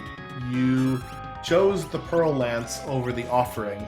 Did you think, well, I have Edgar with Jump. Pearl Lance is going to help me out now, and Offering may or may not help me out. Is that sort of where you were going with that? Pretty much. Yeah, So- I figured I'm I'd sorry, take. go ahead. I figured I would take the risk and go in with hopes of finding a dragon horn. Especially since I had Gogo sitting there as well. Slap jump on him, buy a couple of dragon horns, and just go to town. That clearly did not happen. Well, Ficta is done as well. GG's to him. What was his time? 1:36:15 is the official time for him, so not too far behind Jackson there. There was a dragon horn in Returner's hideout. I hope you found it. I wasn't sure if you did or not. I actually did not go to Returners today. Yep. So you unfortunately missed out on the dragon horn, which kind of stinks, especially with a vanilla jumping character. I usually do the same thing that you do. When I have a lock start, is I don't bother going to Returners. I usually do the weapon shop, and then I traverse north to end up south on the map to do Albrook, and then to Zen, and then hop into Phoenix Cave, which I think Ficta did early. I don't know if you hopped in the Phoenix Cave early or not. I don't remember. No, I did early Zone Eater is what I did. Oh, that's right. It was getting tossed off of all of the bridges there at the Zone Eater Cave. Yeah, and I realized after I went into Zone Eater, I'm like, wait a minute, I don't have any warp stones. Well, I'm already here. Let's just go. Walk of shame. Yep, that'll happen. So you got into Kefka's tower about 45 seconds actually after Falcon hit, but you ended up stepping on the switches about 6 minutes after Falcon hit, and then your final time was about 10 minutes later. So talk to us about sort of your Kefka's Tower and final fight, because we did not on stream get to see some of it due to some technical difficulties. Well, I went into I did things out of order in regards to early and mid game seed or Okay. early mid game run, and I suffered for it in levels, as you clearly saw with my Kefka fight. Yep. I should have just done the Zen Thief and Auction House much earlier, just to pile up the experience multiplier. Yep. And I made the mistake of doing that late, which is why I was taking those dragon fights at the end. I was just like, this is another big mistake that I made. Well, let's see if I can make up for it.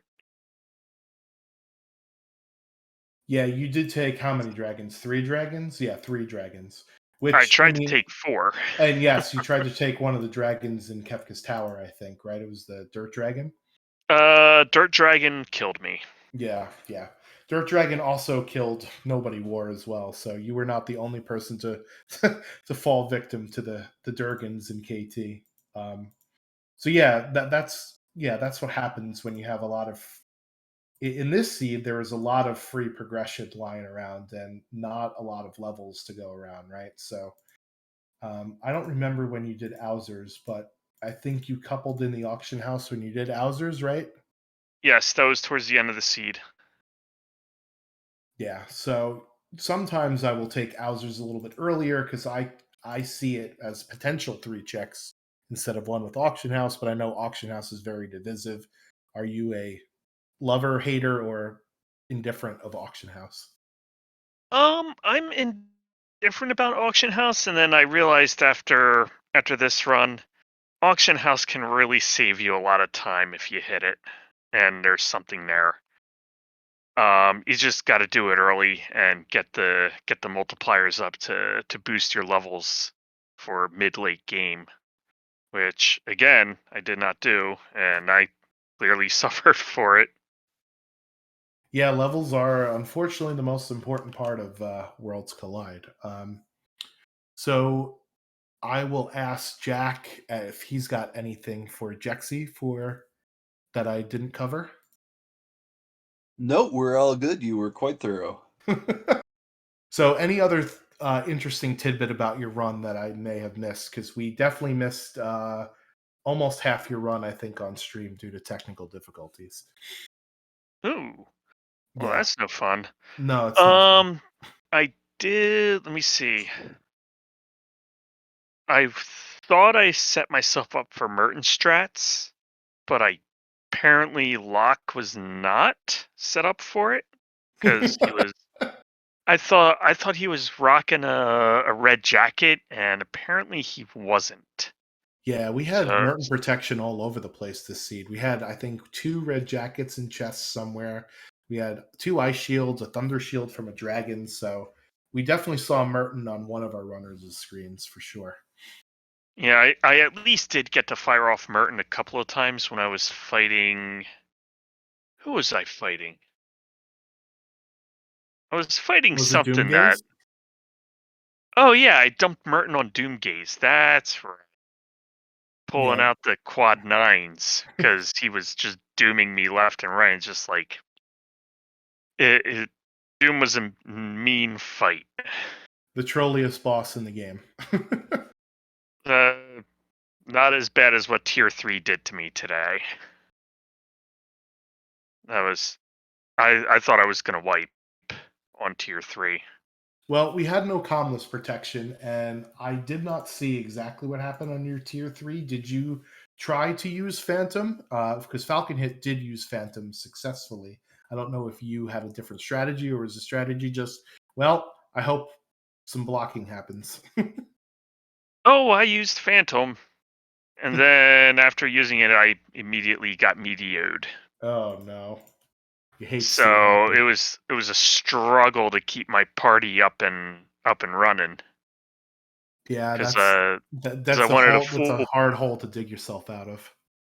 Yeah, I wanted to make sure all 4 party members were standing when columnists fired off because losing 1 is bad. Losing 2, really bad. Yeah, And with especially in this seed where you're under leveled. exactly, it would have proved probably disastrous if that were the case.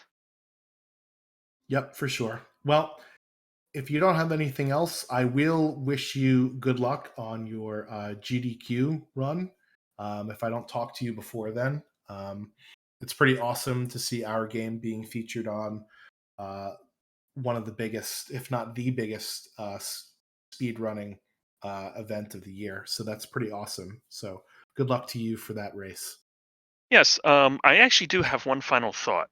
Sure. To to anybody who is watching the Speed Gaming 3 channel here and is curious to learn Final Fantasy 6 Worlds Collide, please come join our Discord. We got a great community, a bunch of people that are more than happy to help you out, learn the game and all that fun stuff, myself included.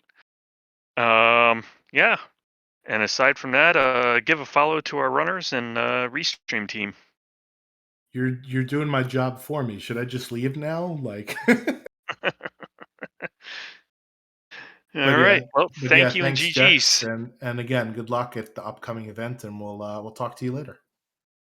Yep, GG's. Thanks. All right.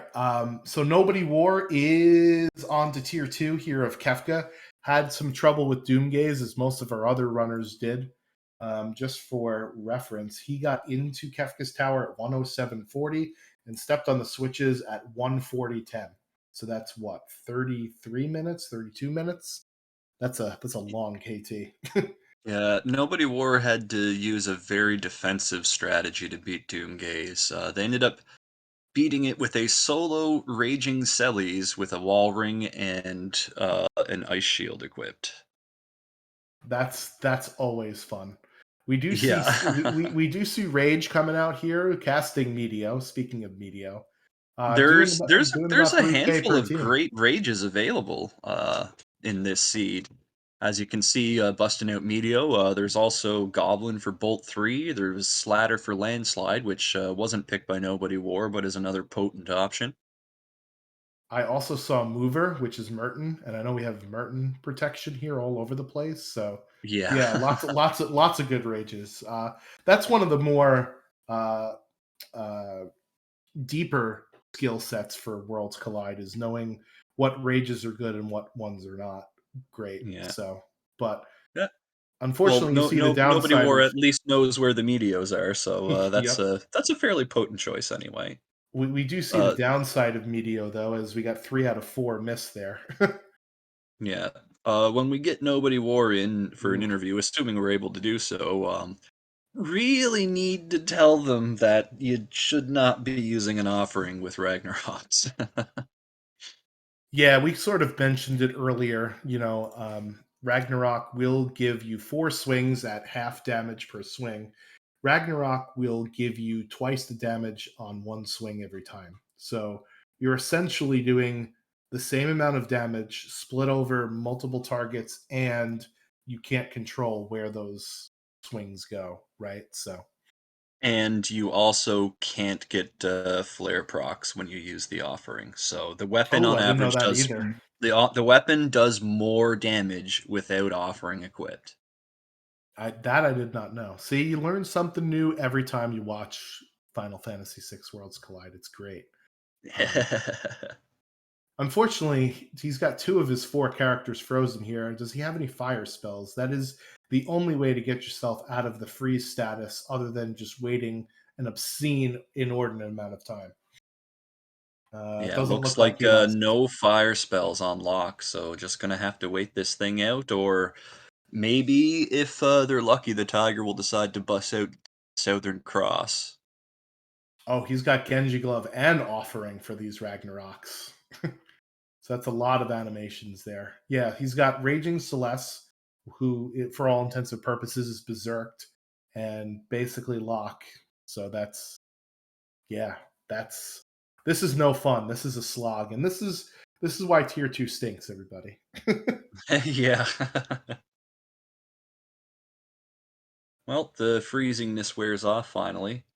Celes continues to do a pathetic physical attack instead of cast Meteo, so that's not particularly helpful. No, so with Rage, I don't know, is it a 50-50 chance of doing the fight command or the special?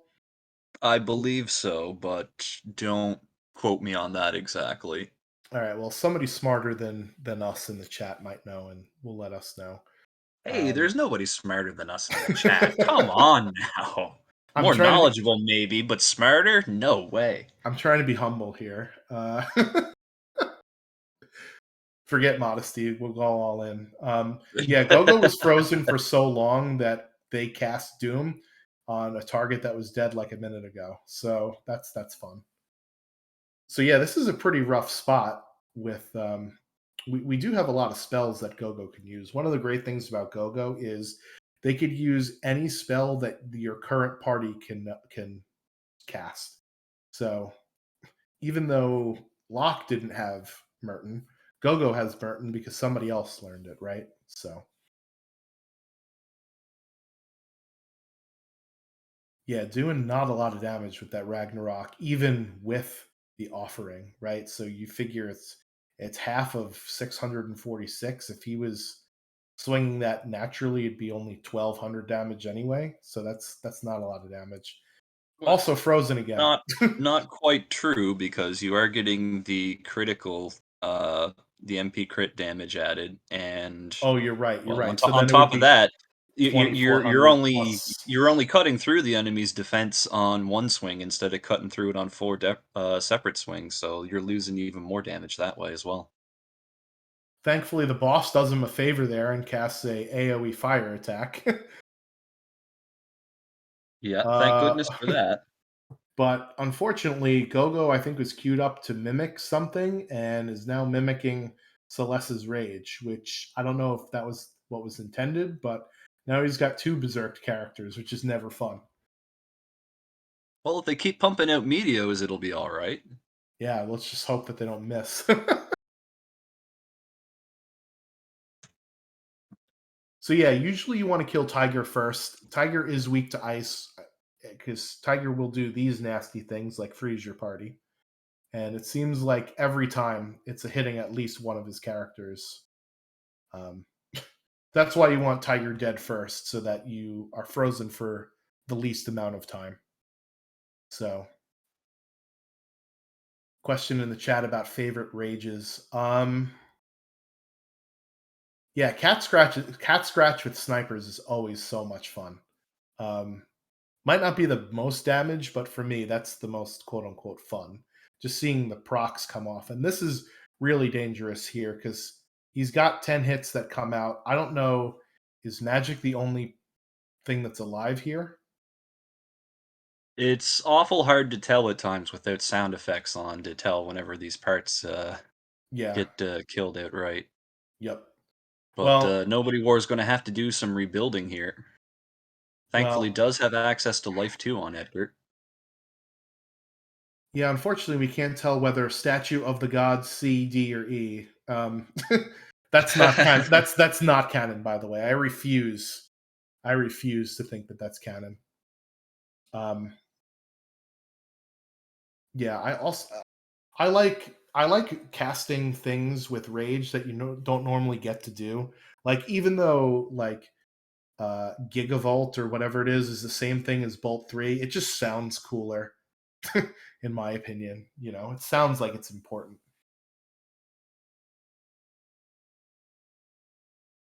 Yeah, it looks like Magic is the only one that's alive. Thankfully, that Edgar jump did not kill Magic, because how it works in the final battle is if your characters are wounded when it goes from one tier to the next, you actually get them replaced with another character off of your bench. So in Worlds Collide, you usually only have a party of 4 of decent characters. So it's horrific when that happens to lose a character between the two transitions there. Cactrot early game is ridiculous. Shrapnel is always fun with those like toe cutter and those mantises, right? They're all the same. They're all the same sprite. It's weird Yep. how much of this game relies on what the sprite looks like, right? Like undead enemies, you can sometimes tell based on what their sprite if they're undead or not. If something looks undead, chances are throw a revivify at it and you might kill it. Yeah, but the same can't be said for enemies with float status, though. I mean, Oh yeah, it Air makes no Force doesn't sense. float. Dirt Dragon does float. And Just it makes no sense. Dullahan floats. Wrap your head Yes. around that one. Yep.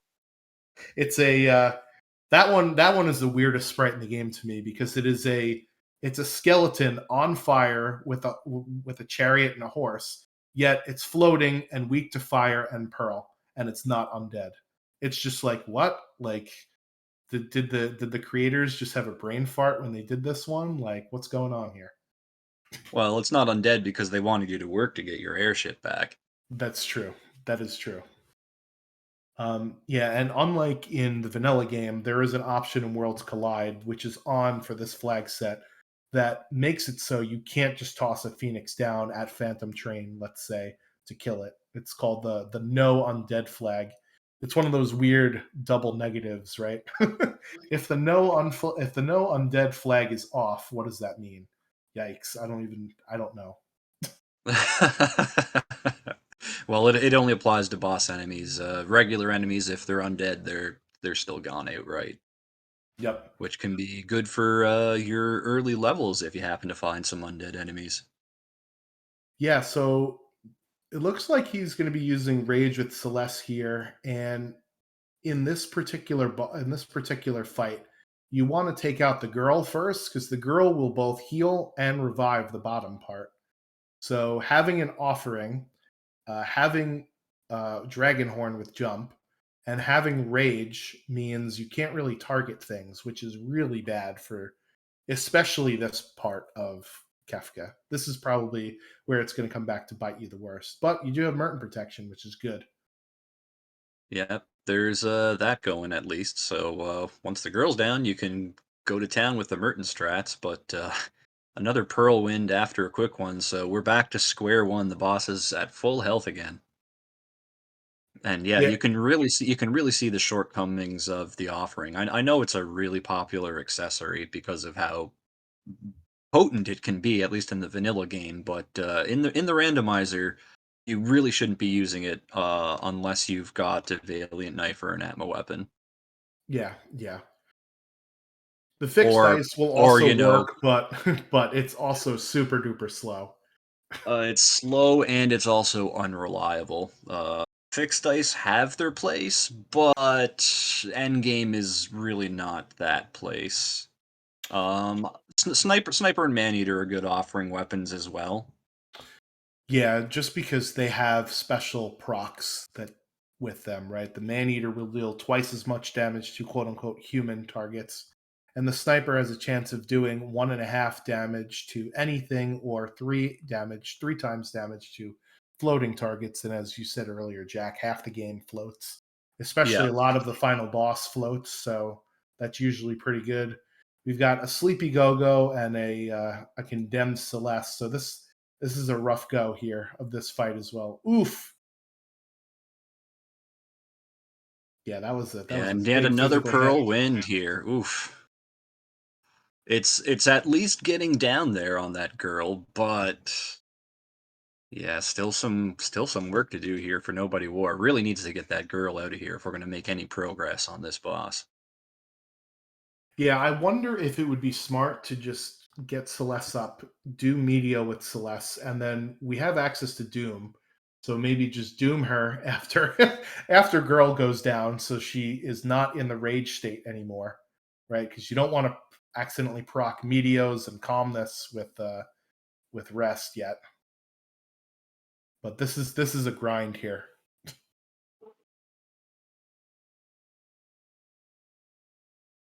Let's see. Merton will. Okay, we do have girl down. Thank goodness. Yeah, now we can get this guy out of the way here. I could actually Still, start beating still, them up. the offense is not particularly strong on Nobody War, so have to be careful here as you grind the boss down.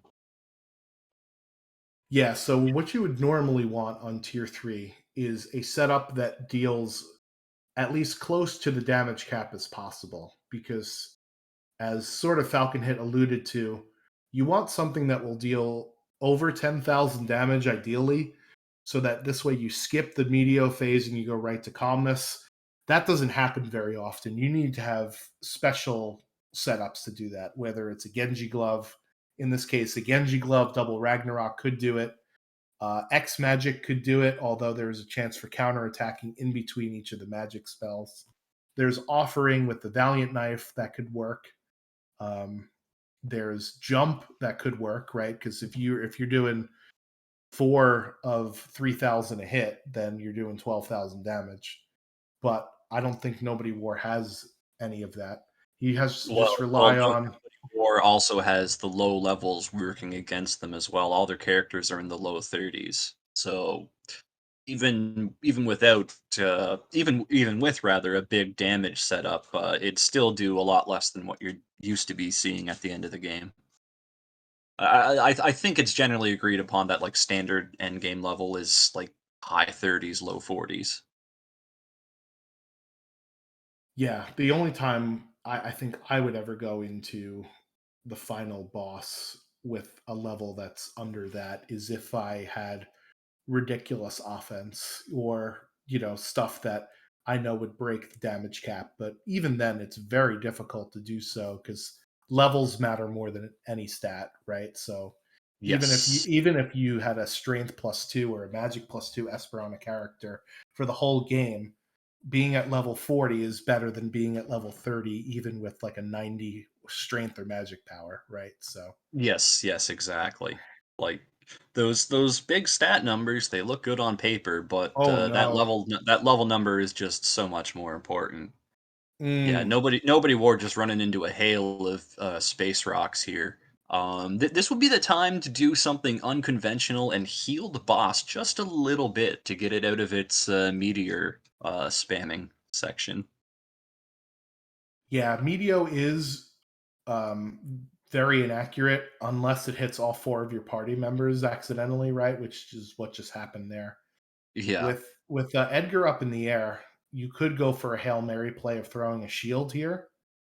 That's not. That's another option for sure, but Nobody War did already lose Realm against Tier 1, so running out of characters here.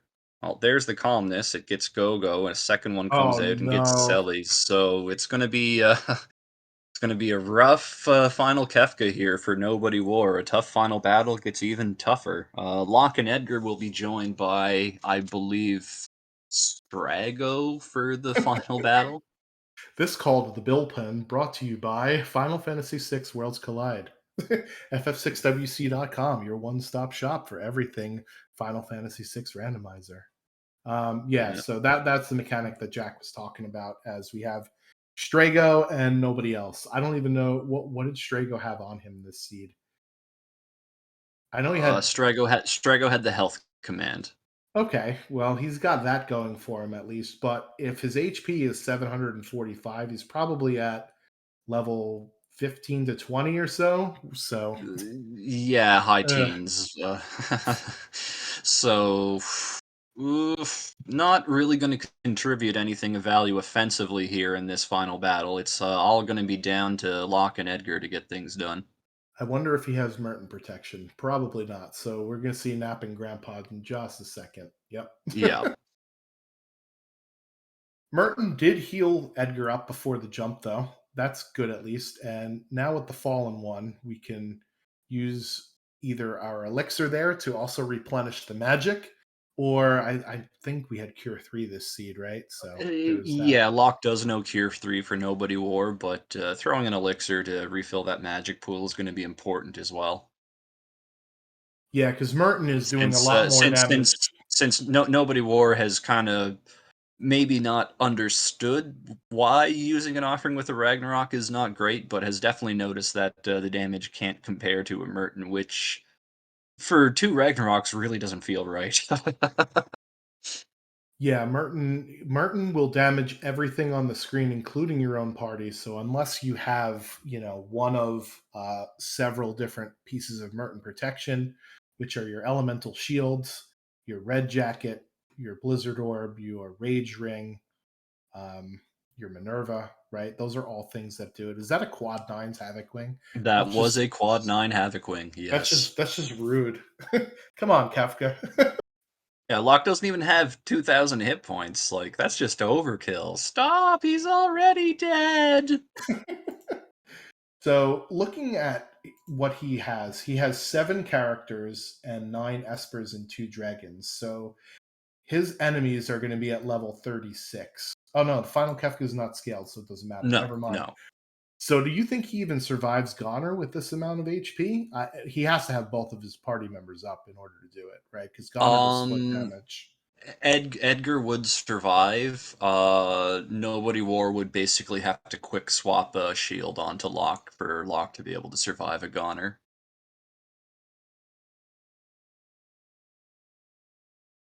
Yeah, it seems like Goner does so much more damage than it actually does based on its animation. But, it does split Well, damage. Goner is the most powerful enemy attack in the entire game, but it doesn't ignore defense like other moves like Hyperdrive and Ultima. So in practice, those ones will hit harder. Yep. And it does also split damage, which some other attacks don't, right? Like Merton doesn't do split damage. Ultima, I believe, doesn't do split damage. Ultima does do split Oh, damage. it does. Okay. Yes. Merton does not, though. Well, it was nice knowing you, Locke. Yeah. So let's divide that in half. 1800. If it was a bad enemy roll, he could have survived that. But Yeah, this is a that's a really beefy 4 jumps and a flare from Edgar. That's going to help out on the damage front. Hopefully, there's no counterattack. Well, there's a Havoc Wing, and oh that's it for Nobody War. uh he put in the race chat, can I make it to Ultima? And the answer was a resounding no. I'm going to ask if he wants to grace us with an interview presence. But yeah, that was rough, and that's a big double F from Nobody War. Understandable given the fact that in order to actually defeat that boss, he probably would have had to have gotten some more levels and or changed up his setup. I think it could have been possible had he removed the offering on Locke and rearranged his party so That that would have helped. Merton That would have helped incredibly. Yes. could have been more effective, right? You can use Merton, as we see Umaro sacrificing himself. F's for Umaro in the chat there. Yep. Well, an unfortunate end for Nobody War, but I think we all had a pretty good time this Wednesday evening here on Speed Gaming 3. Yeah, so if you enjoyed yourself, ff6wc.com is the website that you can go to in order to start playing yourself. Make sure you follow our runners. They were the ones that put on the show tonight. That's Ficta, Nobody War, Falcon Hit, and Jax Verox. It's been me and Jack on commentary and tracking, respectively. You could certainly follow us if you want to, but make sure you give the runners a follow. They're way more important. And the answer is yes. We do have a weekly Wednesday at 8 p.m. Eastern time slot on the Speed Gaming family of networks. I don't really know what channel we're on until the schedule comes out. So down in the bottom portion of the Twitch page, there are links to the Speed Gaming website, and one of them points to the schedule. So you click on the schedule and you'll find out when our race is. So yeah, ff6wc.com if you want to get involved. We are actually going to be featured on Summer Games Done Quick next Wednesday at 3:30 a.m. Eastern Time. So it's kind of a bad time slot for people on the East Coast. It's a little late on the West Coast at 12:30. Just after midnight if you're in California. If you're in Europe, wake up with your tea and watch some Worlds Collide. Otherwise, stay up late with me and enjoy it. I think that's all the things that I've got to plug. Jack, you got anything else? Let's go, Bruins! Of course, I knew that was coming. So anyway, thank you, boys and girls, and everybody that's in the chat for coming out and watching us. We have been Final Fantasy VI Worlds Collide, and we will catch you on the next one. Bye-bye.